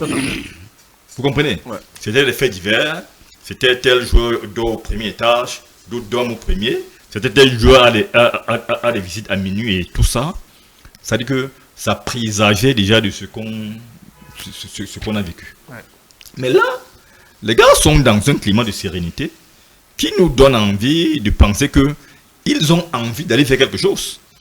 Quand ces gars-là ont été éliminés au Maroc, ils sont allés en boîte de nuit à minuit. Ça veut dire que ça ne les a même pas touchés en fait. Aucune conscience. Vous comprenez? Ça ne les a pas touchés. Mais là, il y a une équipe qui sait qu'il y a un peuple derrière elle, qui attend d'elle qu'elle soit, n'est-ce pas, à la hauteur de la réputation du vert jaune. Vous comprenez? Et quand on voit ce comportement, ces attitudes-là, on a envie de croire que les gars sont conscients des attentes de la population. Et s'il arrive qu'ils ne vont pas jusqu'au bout, au moins ils auront une excuse, n'est-ce pas, d'avoir fait ce qu'il fallait pour aller chercher le résultat. Vous comprenez? Donc, moi, je dis bravo à ça, et c'est justement ce qu'il faut partager, parce qu'il y a d'autres confrères comme vous qui font ce qu'il faut tous les jours pour alimenter la polémique. Mais nous serons toujours là, n'est-ce pas, pour les barrer la route dans des émissions comme celle-ci, ou encore dans nos activités sur les réseaux sociaux. Donc, on espère que ça continuera comme ça, jusqu'au dernier jour de notre présence au Maroc. Et il faut déjà dire bravo aux joueurs, c'est l'occasion de le faire, bravo aux joueurs, bravo à leur staff, parce que nous sortons vraiment de loin. Il faut s'en souvenir. Il n'y avait pas de regroupement sans casserole. On n'a que connu ça. On commençait à se demander, mais c'est devenu quoi notre équipe nationale? Donc, pour le simple fait d'avoir retrouvé, n'est-ce pas, cette sérénité-là, cette accalmie, moi je dis bravo au staff et aux joueurs. Et je ne serais pas surpris que ces garçons-là nous fassent rêver. Faire rêver, c'est bien le but, et ça part de l'environnement autour des Lions, cher Kevin. Une équipe des Lions qui avait des moments difficiles. Aujourd'hui, depuis une semaine de stage, on voit comme une sorte de changement, de rupture. On avait certainement, et personne ne m'en démentira ici, on avait certainement, potentiellement parlant, l'une des meilleures équipes pendant la période de la qualification, des joueurs, des monstres comme André Onana, mais on a péché parce qu'à l'intérieur, on n'avait pas un groupe qui était uni, on avait des indisciplinés, on avait plus de polémiques. Est-ce qu'à la fin de tout ce qu'on a vécu, et même des fois quand on voit ce qui se passe ailleurs, est-ce que finalement on ne te dirait pas le maître mot pour la performance, c'est que c'est plus que le temps? Je vais commencer par dire qu'il faut dire les choses telles qu'elles sont. Aujourd'hui, on est dans une ère un peu plus posée. On est dans une ère des Lions indomptables, dans une tanière un peu plus calme, un peu plus réalisante. Faut pas qu'on vienne à la télé dire des choses aux gens pour faire plaisir aux autres. La fédération aujourd'hui a ramené ce que tous les Camerounais ont besoin, la paix. Aujourd'hui, même ceux qui étaient autrefois dans ce qu'on appelait les hiboux commencent à revenir à l'ordre, ils commencent à comprendre qu'aujourd'hui, tout ce qui peut trôner, tout ce qui est plus important, c'est que l'équipe nationale puisse revenir avec ses 6e étoiles du Maroc. Je vais commencer par répondre directement à votre thématique qui est très importante. Il faut expliquer aux Camerounais pourquoi on peut croire à cette équipe. Parce qu'aujourd'hui, il y a 5 raisons qui peuvent permettre à cette équipe d'être champion d'Afrique. La première raison, c'est notre parcours éliminatoire, comme on l'a si bien rappelé. On a fait des éliminatoires sans faute. Les éliminatoires de la CAN sont passés très brillamment. Et Mabrice a déroulé son projet. Faut être honnête de le dire. On a eu une équipe très belle lors des éliminatoires. On a eu 4 victoires, 2 nuls. Et on ne s'est pas compris ce qui s'est passé. Après ce parcours triomphal, subitement, il y a eu d'autres ont commencé au désordre, de l'indiscipline. Et on ne sait pas. On s'est retrouvé dans ce bois, on se retrouve au Qatar, on se retrouve actuellement en Afrique du Sud à faire ce déplacement qui nous gâte la vie, qui nous gâte les couilles, parce qu'aujourd'hui, excusez-moi le mot, mais Consul l'a si bien rappelé tout à l'heure, si le Cameroun aujourd'hui le Cameroun et le Nigeria, pour parler de Coupe du Monde sans parler du Cameroun et du Nigeria, une Coupe du Monde à 48, c'est horrible ce qu'on vit aujourd'hui. Peut-être beaucoup de gens ne le disent pas, mais c'est terriblement horrible de vivre une Coupe du Monde à 48 sans le Cameroun. Donc moi, Brice, aujourd'hui, moi je dis on l'a même trop démissionné, on a trop à patienter pour démissionner ce coach. On devait l'émoger depuis, il ne méritait pas le banc et tout de l'équipe nationale. Donc après ces qualifications sans bavure, je peux dire aujourd'hui qu'on a l'émergence de nouveaux leaders. Quand vous regardez la Tania aujourd'hui, elle ressemble à une Tania beaucoup plus apaisée. Elle est saine. Vous avez vu Christian Bassoko et Nouetolo qui ont reçu des nouveaux jeunes en tant que les anciens, en tant que les nouveaux capés. Ils ont commencé à assumer leur rôle. Avant, on n'avait pas ça dans la Tania, il ne faut pas consommer. On avait des patrons et on avait des sous-joueurs. C'était moi, je dormais au 10e niveau de Hilton, toi tu vous dormais au 2e niveau, je reçois mes gens du salon VIP, vous recevez les vôtres pendant les heures des autres. Aujourd'hui, on a une accalmie, on a une équipe qui est beaucoup plus sereine, on a de nouveaux leaders, on a des leaders aujourd'hui qui sont pensés, des leaders qui savent le poids de la nation. Ouais. Quand vous regardez les gens, on en a qui arrive à l'aéroport et qui vous dit, il est prêt à se sacrifier, à ce que 31 millions de Camerounais soient fiers au terme du 18 janvier, c'est pour vous dire à quel point les joueurs sont conscients. La troisième raison, c'est l'effet de la terre sacrée du Maroc. Il faut le rappeler. Le deuxième titre du Cameroun en Coupe d'Afrique date de 1988 et la dernière fois c'était au Maroc. Le Cameroun a toujours fait de très belles prestations cette terre marocaine. Aujourd'hui, peut-être on aura plus Roger Mila, peut-être on aura plus Michel Caron, peut-être on aura plus tous ces anciens gloires. Mais aujourd'hui, on a une nouvelle vague avec les Christian Bassoko qui ont été déjà champions d'Afrique, avec les Nouetolo, avec les jeunes Carlos Balba, avec les Athiou Avom, aujourd'hui qui ont déjà brillé en club et qui aujourd'hui par leur maturité en club peuvent permettre au Cameroun de remporter cette 6e étoile. La 4e raison, c'est la théorie qui a toujours été la camerounaise, qui est la théorie du danger. Et c'est-à-dire MJNL. Vous savez, on a eu un entraîneur en 2023 qui nous a dit quand tu sais que tu es en danger, tu n'es plus en danger. Quand tu sais que tu n'es plus en danger, tu es en danger. Aujourd'hui, le Cameroun, avec toute honnêteté, n'est pas classé dans le top 5 des favoris qui peuvent remporter ces CAN.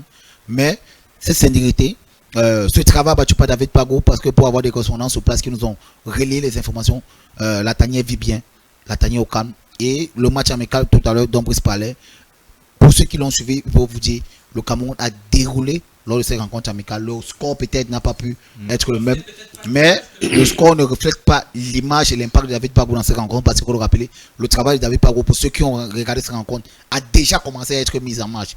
Maintenant, l'arrivée des jeunes comme Christian Kofan, Brice le disait tout à l'heure, ça peut créer des problèmes. Pour moi, ça peut créer des problèmes, parce que quand on parle de Kofan, on parle de Tapsoba.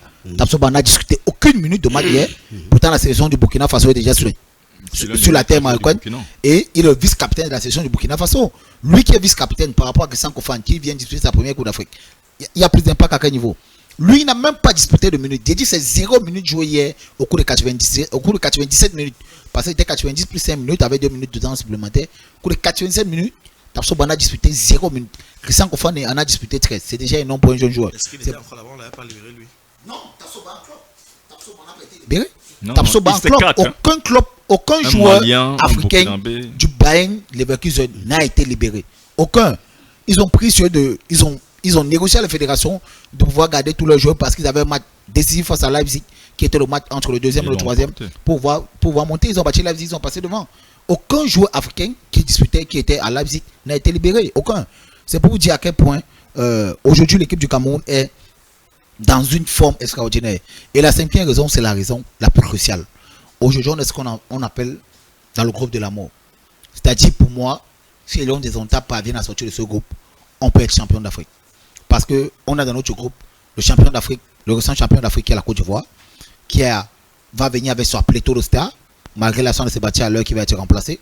Vous avez le Gabon, qui soit d'une excellente qualification, parce qu'il faut le rappeler, le Nigeria les a 7 battus lors des qualifications de la Coupe du Monde, mais ils ont eu très bon à faire face à cette sélection du Gabon. Vous avez le Mozambique qui est peut-être l'outsider, mais qui est un outsider assez compliqué, parce que qui a fait 8e finale lors de la récente Coupe d'Afrique en 2023 au Côte d'Ivoire. Donc aujourd'hui, je vous ai donné les 5 raisons pour lesquelles moi, personnellement, et je demande au peuple camerounais de pouvoir croire à cette équipe nationale du Cameroun, et pour lesquelles aujourd'hui on peut être fier de cette équipe nationale du Cameroun. Je vais sortir parce que Brice a commencé tout à l'heure. Aujourd'hui, on a un président de la fédération qui a compris. Son omniprésence, à un moment peut gêner, parce que le grand joueur qu'il était, il peut aller au-delà des émotions. les émotions peuvent prendre le dessus comme 30 millions de Camerounais. Aujourd'hui, quand vous regardez un match de l'équipe nationale du Cameroun, vous perdez parfois des mots à avoir une passe ratée de Baliba. Vous pouvez oublier parfois tout ce qu'il a fait de bien. Et aujourd'hui, il a compris qu'il fallait qu'il se détache. Ce retrait aujourd'hui, c'est un esprit de grandeur. Ce retrait aujourd'hui peut amener l'équipe nationale du Cameroun à la victoire. Parce qu'aujourd'hui, ils auront moins de pression. Ils sont dans des conditions propices. Et aujourd'hui, ils ne peuvent pas, ils sont face à les responsabilités. Rien ne pourra justifier une contre-préférence du Cameroun au Maroc. Et aujourd'hui, Samuel Eto'o les a mis dans des conditions propices pour la victoire. Ni David Pago, ni ses joueurs ne pourront revenir du Maroc en Iran ou en ayant une autre version que celle qu'on pourra leur donner aujourd'hui ce matin. Donc, l'équipe du Cameroun, pour moi, peut être la future équipe. Et pour moi, ne peut même pas sera le futur vainqueur de la Coupe d'Afrique 2025 au Maroc. Avec beaucoup d'optimisme, Kevin. J'ai même envie d'aller à l'aéroport. Mais je vous dis, vous avez laissé une raison pour laquelle le Cameroun sera champion. Bah justement, on en parlera tout à l'heure. Justement, c'est notre thème. On va en parler tout à l'heure, mon cher. Voilà. Vous permettez qu'on revienne au débat. Et donc, mon cher vice-consul, dans tous les cas, quels que soient les arguments variés qu'on a ici sur le plateau, aujourd'hui, avec ce qu'on voit, il était plus que urgent d'avoir une toilette au sein de cette équipe. Certains ont épilogué sur le timing, mais aujourd'hui, avec les prémices, est-ce que ça peut donner du remous au cœur des uns et des autres? Est-ce que vous, particulièrement, ça vous donne un peu du remous au cœur, un peu de sérénité? Mais bien sûr, bien sûr. Vous savez, quand une équipe, n'est-ce pas, est homogène, même lorsque vous perdez, vos supporters peuvent comprendre. Absolument. Mais si lors des matchs, les autres sont sortis, on les a vus en boîte. L'autre, lui, il habite le deuxième niveau, pendant que les autres sont ici. L'autre a eu un retard aux entraînements. Et que la prestation sur l'autre n'est pas entré dans la voiture. Qui les transportait Position des joueurs. Il faut qu'on énumère un certain nombre de choses. On leur demande de dormir à tel endroit. Parce qu'il faut qu'on réveille les gens là-dessus. La mémoire des uns et des autres. On ne gagne pas dans le désordre. C'est impossible. C'est impossible. Les gens arrivent tard avec des vols même d'abord un genre comme on dit au quartier. Pas par rapport au vol que l'Afrique a. C'est pour cela qu'on parle de l'organe technique. Achille, vous ne pouvez pas être quelqu'un qui est au champ. Vous êtes un bon agriculteur. Et on vous dit de venir à la tête des lions, d'essayer de gérer les lions par rapport à une compétition. Vous allez, n'est-ce pas, faire comme vous pouvez pour que les gars arrivent là-bas, mais vous n'aurez pas de l'expertise. C'est pour cela qu'on parle de l'organe technique. Tout à fait. Donc on ne peut pas arriver dans un aéroport, on se rend compte qu'il se fait tard. Le responsable technique dit dormez pour que demain, vous puissiez voyager dans de bonnes conditions, parce que le premier remède d'un sportif de haut niveau, c'est le sommeil. Le repos et le sommeil. C'est le premier médicament à prendre. Si vous voulez jouer le haut niveau, dormez suffisamment après un exercice physique. Et vous voyez d'abord que pour que les gars puissent arriver en retard, il y a eu des problèmes de vol dans les airs et tout, donc arriver tardif. Et il faut prendre le carburant à tel endroit. C'est d'abord de l'amateurisme. Et vous arrivez, la situation des conflits fait en sorte maintenant que le responsable technique, nommé, cité par décret présidentiel, vous dit, ok, je donne un hôtel, logez-vous de ce côté, vous quittez demain en pleine forme pour arriver, n'est-ce pas, jouer votre match étant, n'est-ce pas, à l'aise. Lucide. Mais le désordre fait en sorte que tu trouves certains dans le milieu qui sont déjà devenus des coachs, joueurs, présidents de fédération, président de la République, décident que nous, on ne dort pas dans l'hôtel du président, on ne veut pas. On va aller par où. C'est-à-dire que vous comprenez donc maintenant que même le footballeur dont les gens disent qu'on les a pas appelés, si vous êtes professionnel, si tu es professionnel et que tu es venu pour qualifier une équipe, Vous arrivez quelque part, on vous dit couchez-vous ici, dans de bonnes conditions, voilà un hôtel 5 étoiles. On a déjà payé. Vous dites que vous faites l'aventure dans la nuit. Est-ce que vous êtes là pour gagner? Non. Mais consul, il y a un joueur qui a dit carrément que les joueurs ont décidé de ne pas dormir. Depuis qu'un joueur peut décider de ne pas dormir, voilà. Le joueur là en club, est-ce qu'il peut décider de ne pas dormir dans cet hôtel où le club doit loger? Est-ce qu'il peut faire ça? C'est trop facile. Il ne peut pas faire ça. Il ne peut pas faire ça. Arrêtez ça. L'équipe nationale Cameroun n'est pas n'importe quoi. Allez, on va parler tout ça même pas. C'est la résultante d'une mauvaise organisation entre les deux institutions. Non, laisse-nous. Non. Vous donner votre ce joueur. Attendez, Stéphane. Ne faites pas comme si les joueurs là sont subitement. C'est la conséquence du désordre. Non. Brice, je vais permettre que Consul finisse. Brice, je vais poser une seule question. Je vais poser une seule question. On ne soit pas là, pardon. Tu vas me permettre, c'est 30 secondes, c'est facile. Mais écoutez, mon cher Brice, Kevin, vous allez garder votre question. Simplement parce que si vous lui posez encore la question, il sera obligé de vous répondre. Or, c'est pas, pour le moment, c'est pas le Pipo, c'est pas lui qui a la parole. Il a juste fait une relance parce que c'est vice-consul qui a la parole. C'est pour permettre à vice-consul de terminer son propos. Donc je vous prierai de... Non, allez-y. Merci. Allez-y. Je pense que lui, il est dans la contradiction. Lui, il voulait renchérir. On préfère, quand on fait le débat, c'est lui qui vient renchérir, qui me permet de ne pas perdre, n'est-ce pas, le cap de ce que je suis en train de dérouler. Exactement. Par contre, lui doit prendre les notes. Parce que quand il parle là aujourd'hui, j'ai beaucoup à dire. Mais sauf que nous ne sommes pas au marché central. Je laisse qu'il développe. Et à mon tour, je prends pour essayer, n'est-ce pas, d'éclairer à mon modeste niveau. Si on commence comme ça, vous voyez ce que ça a donné.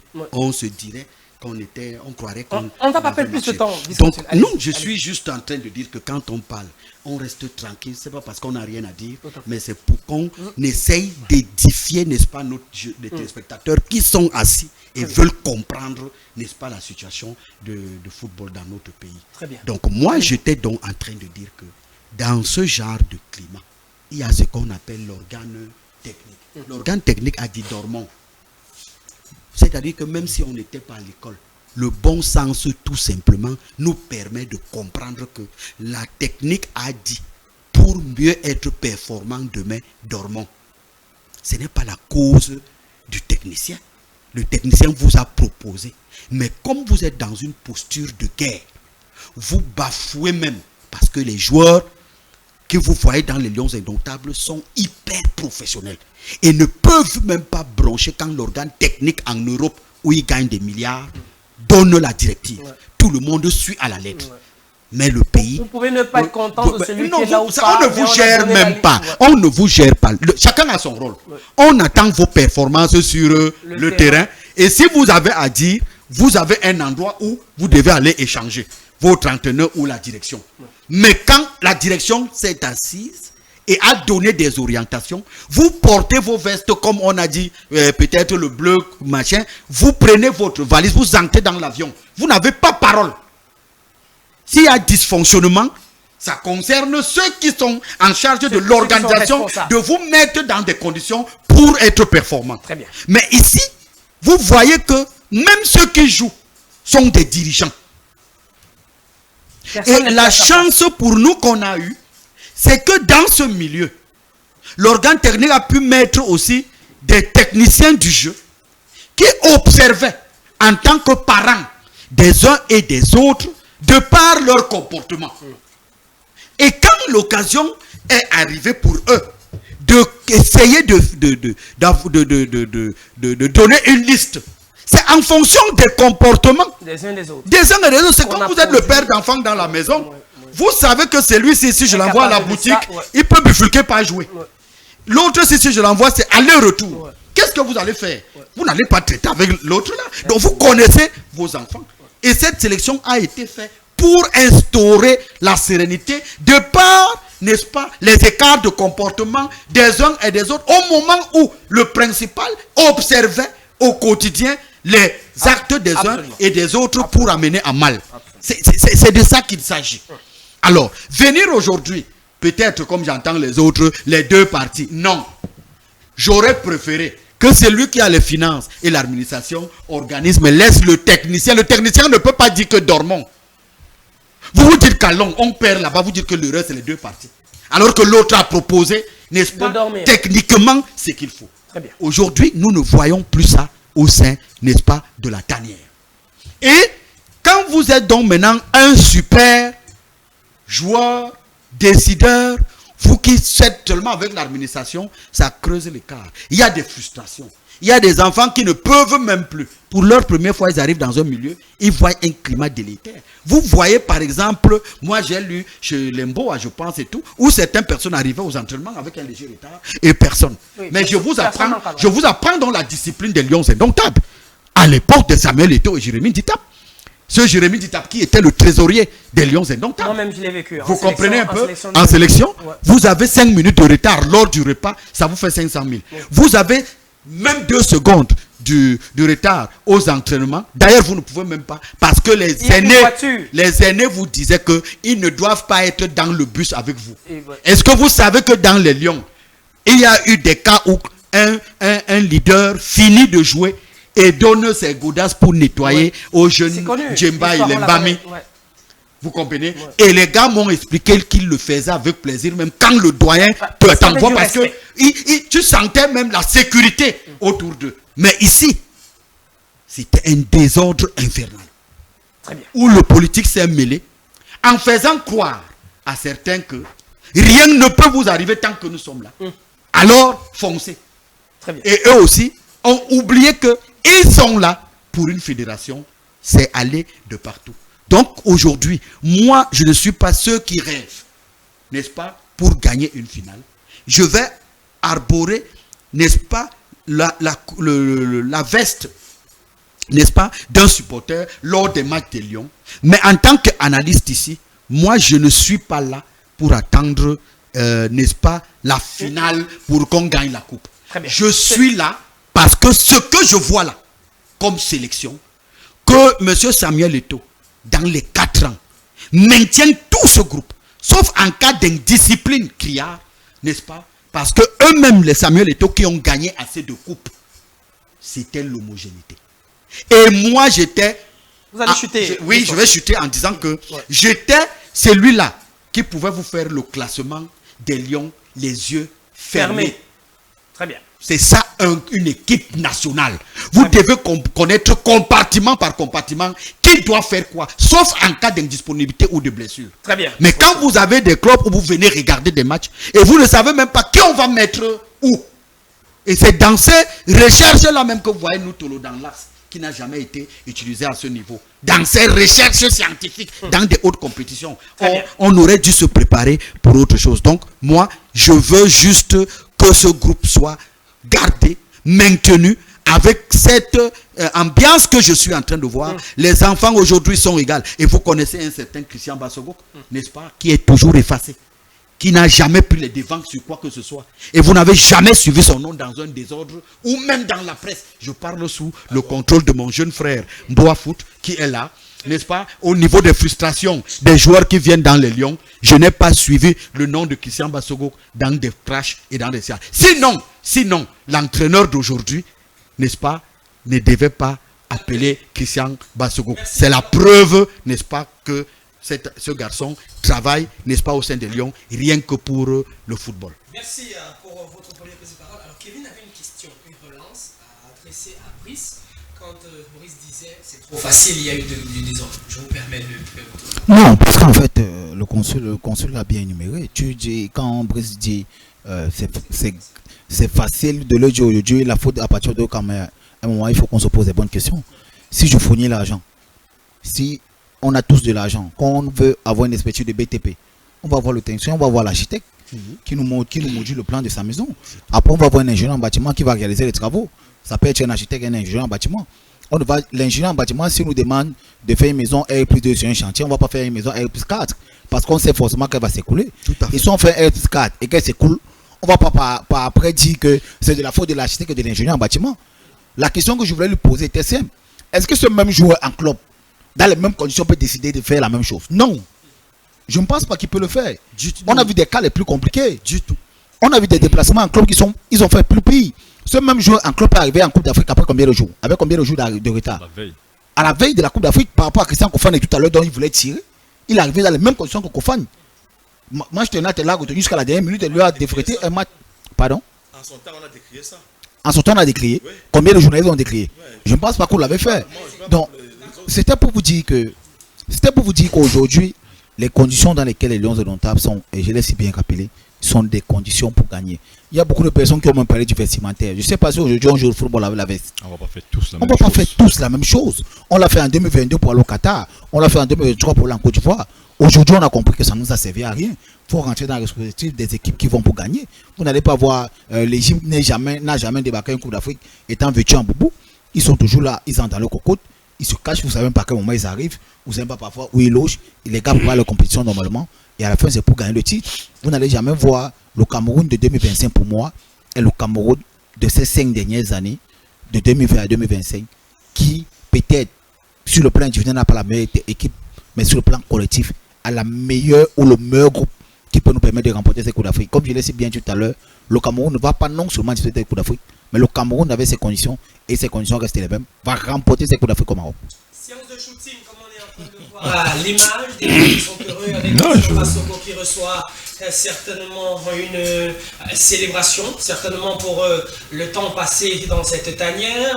Aujourd'hui, davantage, ça pourra lui permettre de prendre ses fonctions de leader dans cette tanière en attendant la hiérarchie. Parce que jusqu'à aujourd'hui, la hiérarchie n'est pas encore dessinée.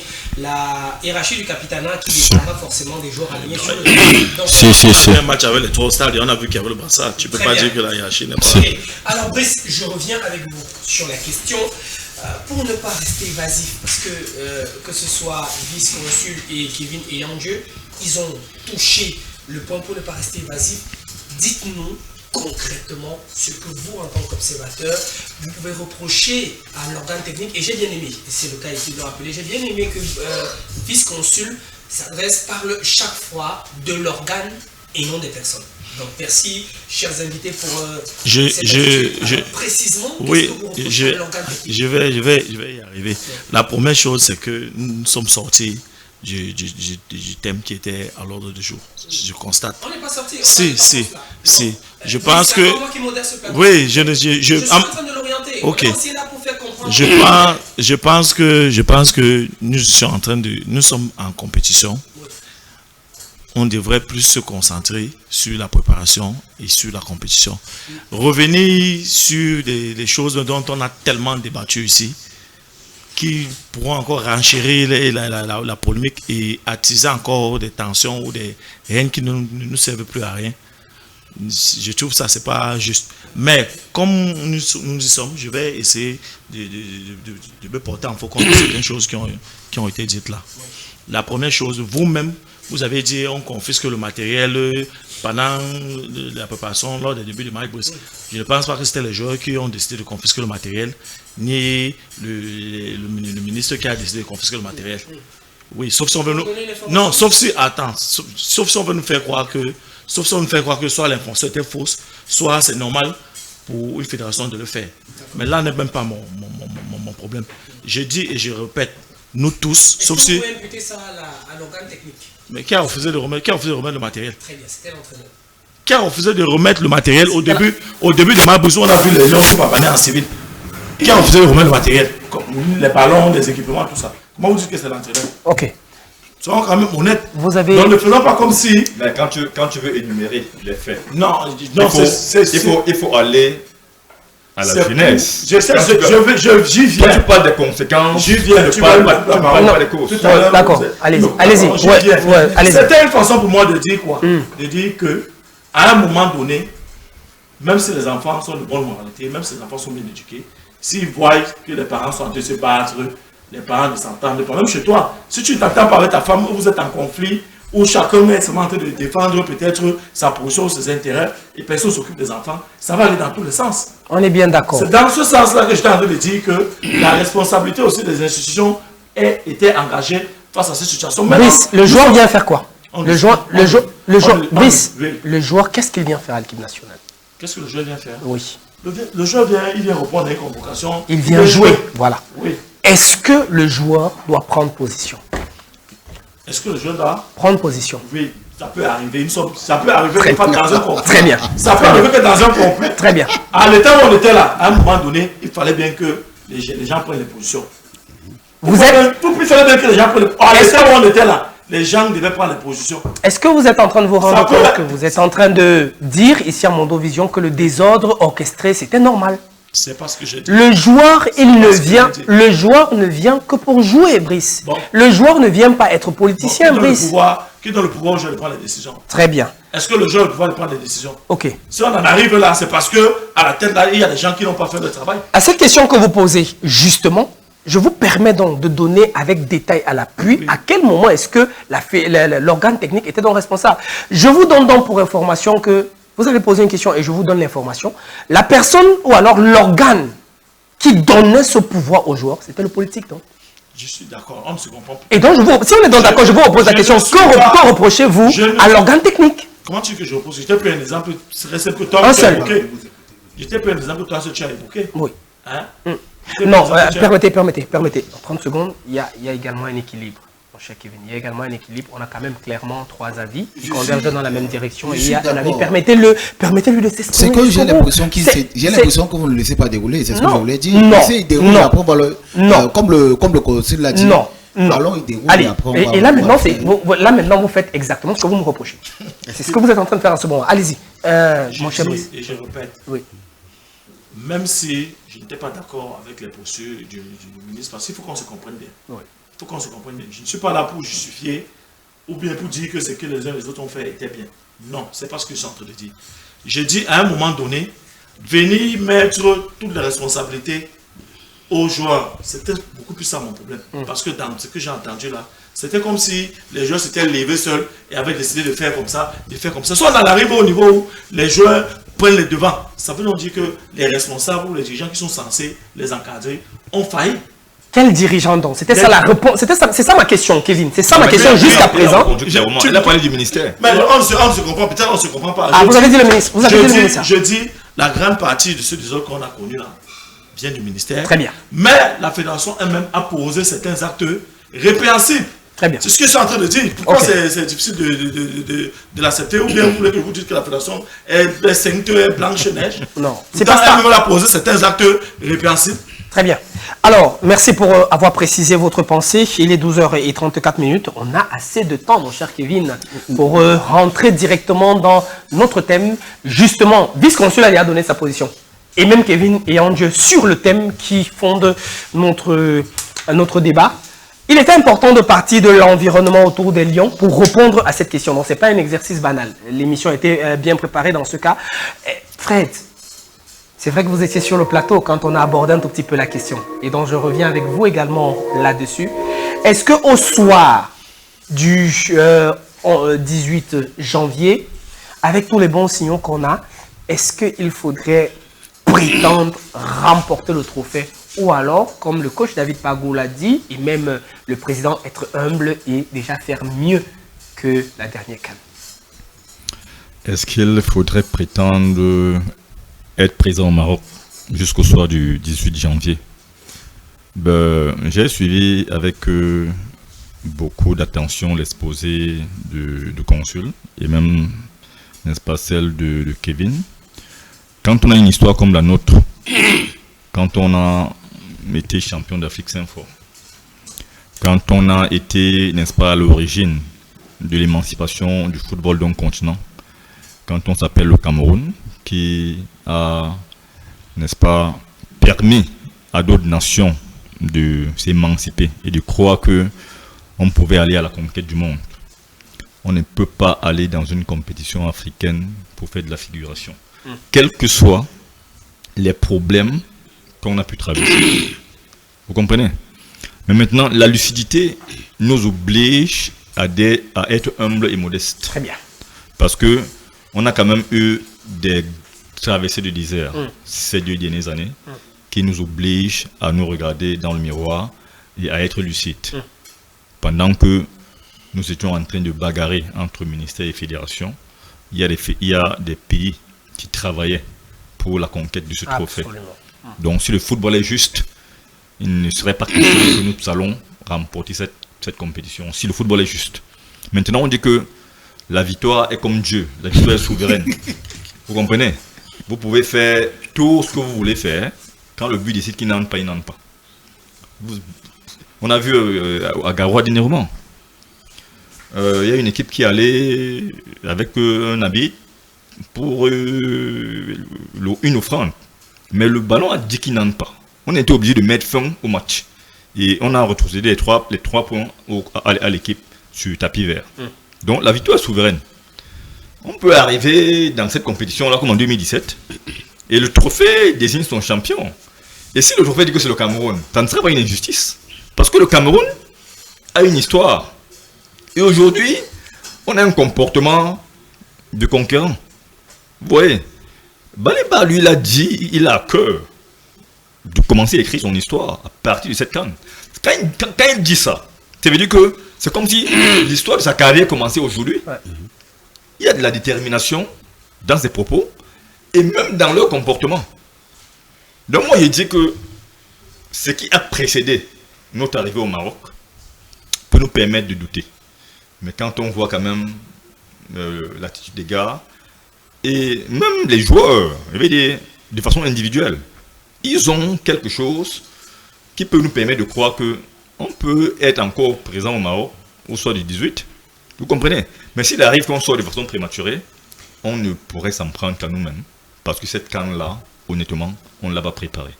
Pendant que les autres la préparaient, nous étions dans les bagarres inutiles. Aujourd'hui, Pago est en train de nous envoyer un signal.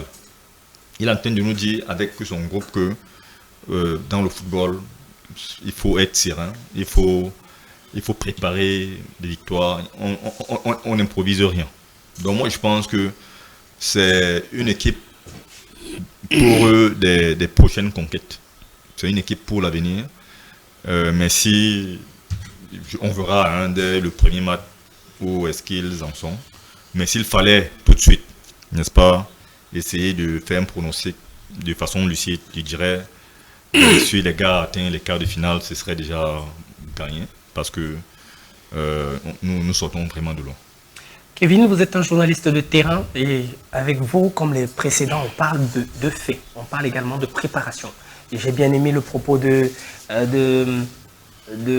Fred qui nous rappelait que pendant que beaucoup préparaient ces CAN, nous, on était encore englués. C'est vrai que historiquement, vous nous avez fait un beau tableau des raisons qui donneraient, d'ailleurs vous avez donné votre position là-dessus, mais sur l'argument de Fred, les autres préparaient. Et quand on parle des autres, j'ai envie de penser ici au Maroc, qui est le pays hôte, j'ai envie de penser au Nigeria, qui peut être revanchard de son élimination, j'ai envie de penser à l'Algérie, la Tunisie, l'Égypte, le Congo et tout le reste. Est-ce que vous pensez qu'on a travaillé pour mériter de soulever ce trophée au soir du 18 janvier? Non, s'il faut répondre vraiment à votre question, on ne dirait pas qu'on a travaillé, il faut être honnête, on sort de 2 ans, parce que peut-être beaucoup de personnes parlent de 2024, avant 2024 déjà, on a traversé des après cette élimination en Côte d'Ivoire, qui nous a valu, qui est toujours resté à travers le goût de notre gorge, ce n'est jamais descendu, ça n'a jamais pu descendre, surtout qu'on se fait éliminer à cause d'une erreur défensive qui n'arrive pas à être dirigée par les Camerounais. C'est vrai, par la suite, on a cet entraîneur qui est le même, qui commence bien la qualification en Coupe du Monde parce qu'il gagne ses 2 premières rencontres. Et en début 2024, il se fait limoger, on prend Mabris qui nous amène durant 1 an, on vit du cauchemar. Parce qu'il faut le rappeler, les Camerounais n'ont pas eu le temps de se préparer parce qu'avec Mabris, on n'a pas les véritables préparations. On a passé notre temps à entrer dans des guerres qui ont impliqué même de la division au sein même de nos familles, même au Cameroun, parce que vous avez des familles dans lesquelles d'autres vont vous dire par rapport à ce que le ministère font, d'autres vont vous dire par rapport à ce que la fédération font. On a eu des Camerounais, on a eu 30 millions de Camerounais qui ont été divisés à cause de cette guerre durant pratiquement une année, plus d'une année, parce que Mabris a été limogé en novembre 2025, après son arrivée en mars 2024, donc durant plus d'une année et demie, on a eu cette division-là qui a baissé notre pays, qui a détruit notre pays en partie. Donc si on va sur la préparation proprement dite, on ne la mérite pas, contrairement aux adversaires comme la Tunisie qui fait une éliminatoire de Coupe du Monde sans faute. Ouais. Vous avez l'Algérie qui fait un sans faute. Vous avez le Sénégal depuis son élimination en Côte d'Ivoire qui ne paye pas du tout. Ouais. Vous avez l'Égypte aussi qui est un mastodome qui fait 9 étoiles des éliminatoires de la Coupe du Monde et qui fait pratiquement 17 buts marqués, si je ne me trompe pas.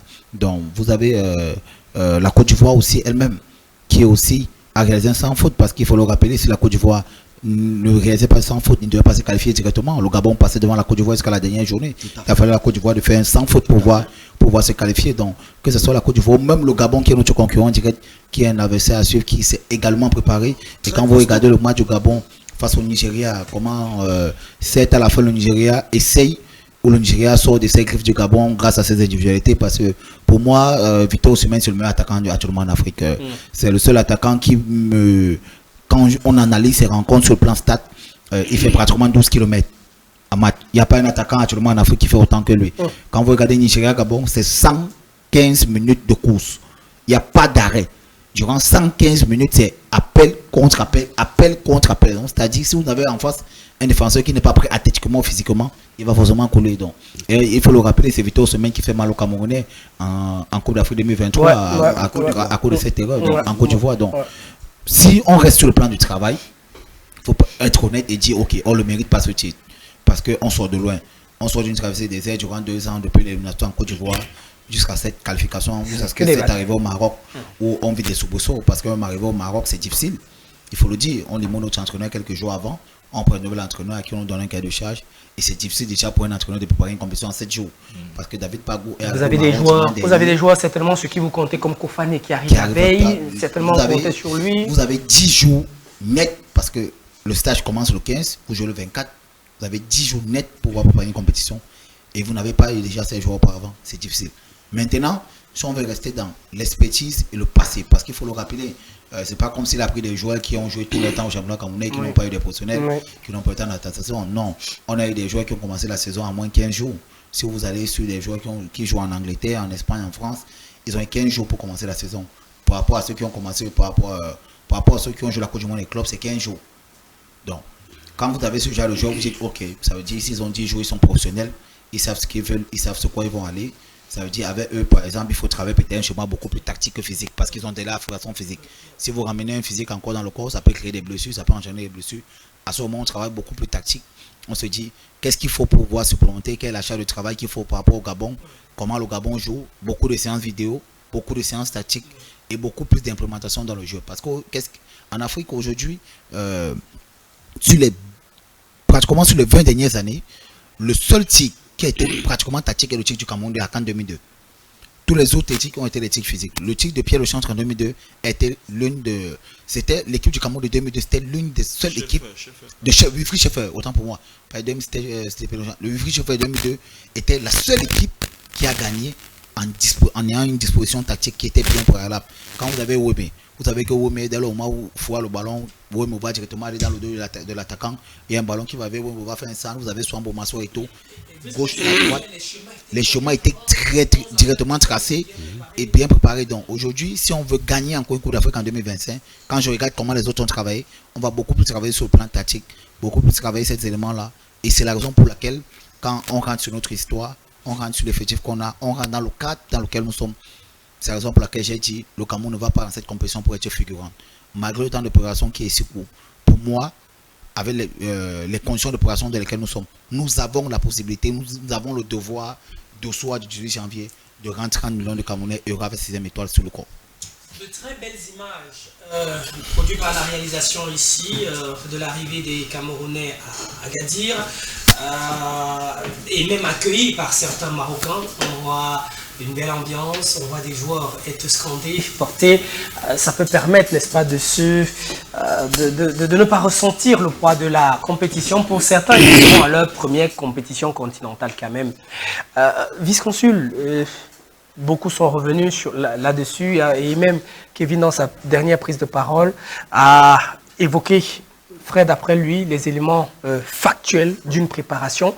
Et justement, la question que moi je m'en vais vous poser, c'est est-ce que nous, ici sur le plateau, leader d'opinion que vous êtes, est-ce que justement nous ne devons pas aider le téléspectateur justement à comprendre? Parce que le téléspectateur, lui, il est friand de victoire. Lui, à partir du moment où il y a victoire, et c'est peut-être ça qui a, on va dire quoi, eu raison de Marc Brice, tout de suite, il est arrivé, il a commencé à gagner sans avoir un fond, et puis après la réalité, l'impréparation l'a rattrapé. Est-ce que justement ici, ce matin, le discours, c'est pas également de dire, dans une atmosphère où MINSEP et FECAFOOT, on va le dire sans langue de bois, reste toujours sur le qui-vive. Est-ce que le discours à la victoire, aller remporter avec tous les éléments que les précédents ont évoqués, ne serait pas un mauvais discours à les remporter? Bon, ben, je voudrais d'abord vous dire que le MINSEP et l'Africa Foot n'ont jamais presque marché ensemble. Vous comprenez? Ouais. C'est pas la première fois. Hein. Parce que vous voyez aujourd'hui, le problème aujourd'hui, c'est que c'est un peu plus médiatisé et plus connu parce qu'il s'agit de Samuel Eto'o. Vous comprenez? Ouais. Et il traîne le monde. Mais je vous dis, depuis Iya Mohamed, et un moment, je me suis même dit que, qui a dit au ministre des Sports que quand vous venez au niveau de ce département, votre problème c'est le football. Regardez. Mais le football, vous êtes tout seulement au courant, tout simplement. Pourquoi? Parce que c'est un peu le sport roi au Cameroun. Mais allez dans les autres fédérations. Vous avez vu un jour même, quand il y avait une installation, une finale où on voulait les bodybuilding, les gars qui ont des muscles sont arrivés, ils ont tout arrêté. Ils ont parlé devant les caméramans que vous faites du montage. Donc, rien ne marche. Ça n'a rien à voir avec le sport. En cette période-là, qu'est-ce qui faisait dans la différence? Quand vous dites que le climat est... il n'y a plus le climat parce que le chef de l'État a suivi de fond en comble ce dossier. Vous comprenez? Ouais. Kevin a pris un exemple clair. Vous avez de l'argent pour bâtir, n'est-ce pas, un immeuble. Vous avez besoin, n'est-ce pas, de l'architecte et de l'ingénieur. Voilà les deux personnes que vous mettez de l'argent, l'autre vient contrôler l'expertise. Vous ne pouvez pas quitter là-bas au niveau de la plantation des champs de cacao. Vous venez pour gérer l'immeuble. C'est impossible. C'est pour ça que je voudrais que les gens soient, n'est-ce pas, responsables dans tout ce qu'ils disent. On va nous dire qu'on veut traîner toujours ça. C'est par là que ça commence. L'environnement. Ouais. L'environnement. Vous ne pouvez pas me dire, Achille, que moi, je suis l'ingénieur. Je dois faire la fondation. J'arrive, je trouve que vous avez commencé la fouille. Et vous me dites de vous donner les pelles et tout. Je n'adhère pas. D'où l'affaire des maillots qu'on ne donne pas. Ouais. C'est moi le technicien qui programme. Ouais. Jusqu'au stade, ouais. Le timing. Ouais. Et c'est élaboré. Vous venez, vous commencez à vouloir faire la fouille. Alors que c'est mon département. C'est une responsabilité qui vous incombe. Vous voulez avoir l'argent, vous voulez faire la fouille, vous voulez monter les murs et tout. Pourquoi m'avoir donc appelé? Pourquoi j'existerais? Tout ça parce que les gens veulent outrepasser les règles. Et au Dieu merci, aujourd'hui, le premier sportif, le chef de l'État, a compris et a dit: remettez au propriétaire de la chose son expertise. Quitte à ce qu'il échoue, on voit. Très bien. Quittez derrière. Maintenant sur la question. Voilà. Donc, maintenant sur la question, moi, je pense que notre équipe nationale, n'est-ce pas, au jour d'aujourd'hui, là où nous sommes, je l'ai dit tantôt tout à l'heure, que tout est, n'est-ce pas, organisé pour qu'on aille un peu plus loin. Tout est organisé pour qu'on aille un peu plus loin. En dehors des télévisions qui ont reçu dernièrement, coup de chapeau hein, à LTM en passant, ouais, merci. Par rapport à cette interview merci. Planétaire. Parce que quand on vous fait les statistiques, vous voyez comment vous et vos télévisions consoeurs qui ont eu le privilège, n'est-ce pas, de passer cette interview, j'ai vu des vues au niveau des internautes et des télévisions, c'était vraiment de l'inédit. Donc, en passant, félicitations là-dessus, n'est-ce pas, en dehors de LTM et tout, qui peuvent avoir de l'exclusivité. Je vous dis, il y a beaucoup de chaînes qui n'ont aucune information. Évidemment. Parce que la tanière n'est plus accessible. Ouais. Mais si les gens veulent qu'ils viennent, n'est-ce pas, qu'ils nous donnent des images, ce qui se passait au niveau de l'hôtel, le grand hôtel à Yaoundé, où les gens rentraient, où les gens rentraient, n'est-ce pas, de l'hôtel à 3 h du matin. Mais les gars rentraient même sur le stade, taper les têtes des voilà. Donc, aujourd'hui, vous, ça n'existe plus.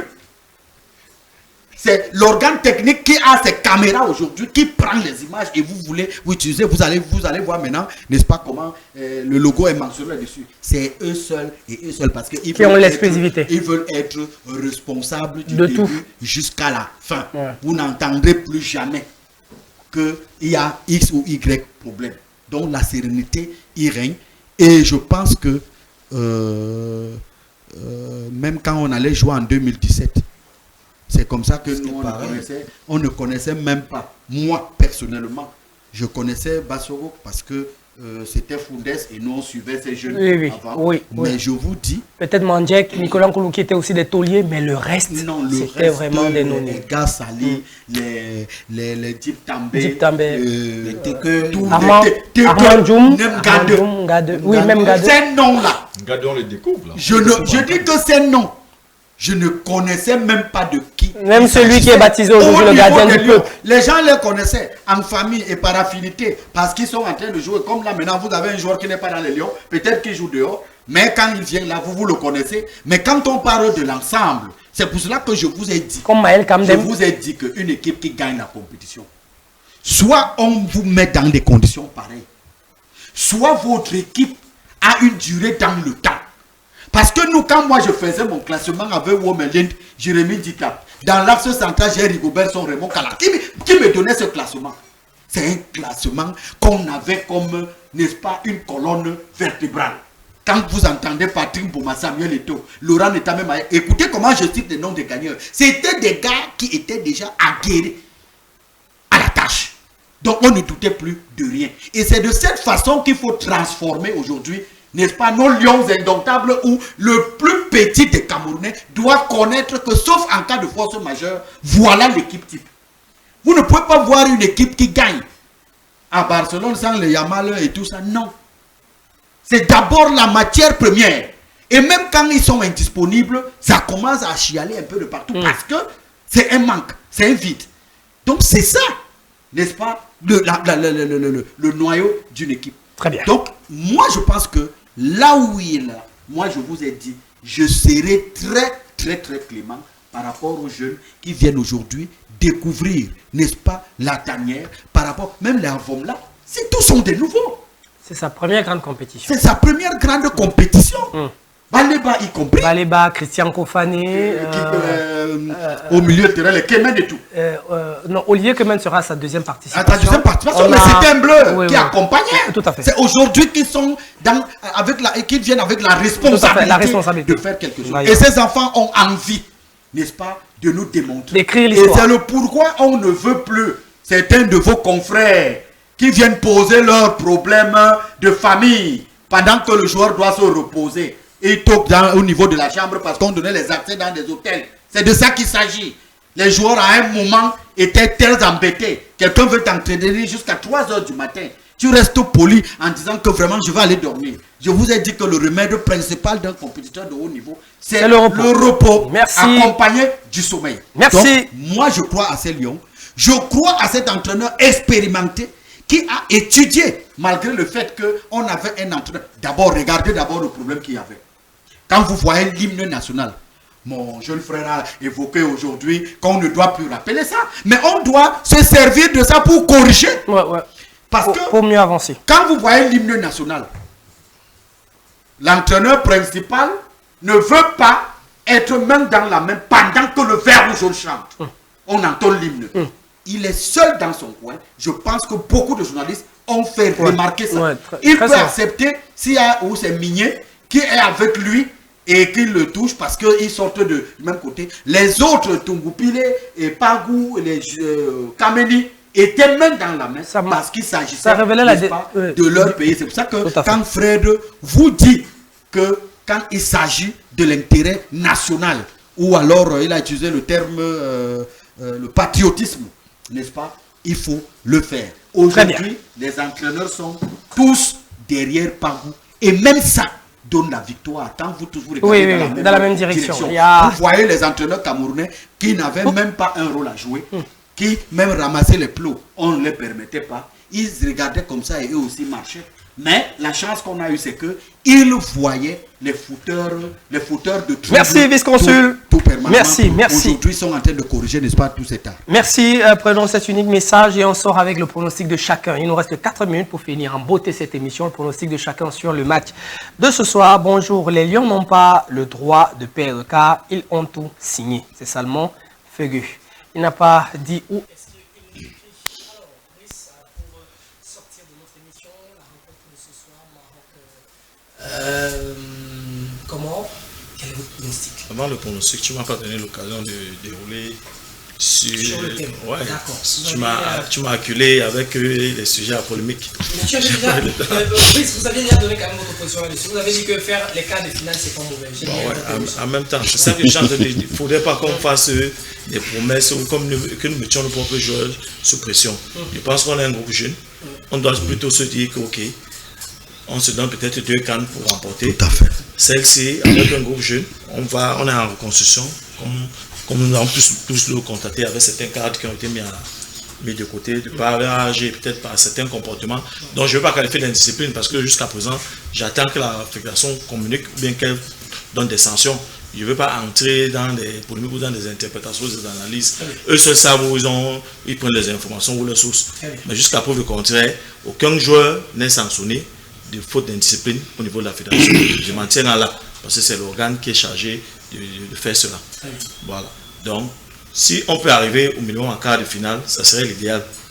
Maintenant, si la petite venant manger, on arrive jusqu'au bout, que on va tous se savourer. Mais il ne faudrait pas que si on arrive en quart de finale et on rentre, qu'on jette ses enfants en pâture avec l'entraîneur. Par contre aussi, si on n'arrive pas en quart de finale ou si on sort en phase de poule, ça va poser un problème. Absolument. Parce qu'on ne peut pas être dans une poule de 4 où on prend jusqu'au meilleur 3e, qu'on ne sorte pas des poules. C'est vrai qu'il y a un problème. Donc autant on essaie de les soutenir, de les encourager. Nous serons aussi les premiers. Exigeants aussi. On doit être exigeants. Concernant le match d'aujourd'hui, bon, je pense que le Maroc pourra battre même pas 3 buts à 0. 3 buts à 0 pour Brice Sofac. Quel est le score pour Fred? Ah ben, le Maroc, face à son public et à son histoire, moi je pense que ils auront à cœur d'entrer bien dans la compétition et le Comore va faire les frais. Combien à 0? Vous n'aurez pas de score? 2 buts à 0. Vous savez, l'entrée dans la compétition n'a jamais été facile pour une équipe qui reçoit. Donc 2 buts à 0 ou 3 buts à 1, ça fera l'affaire pour le Maroc. Victoire également pour vous, Kevin, pour le Maroc? Non, victoire du Maroc, 3 buts à 1. Victoire pour vous également pour le Maroc, vice-consul?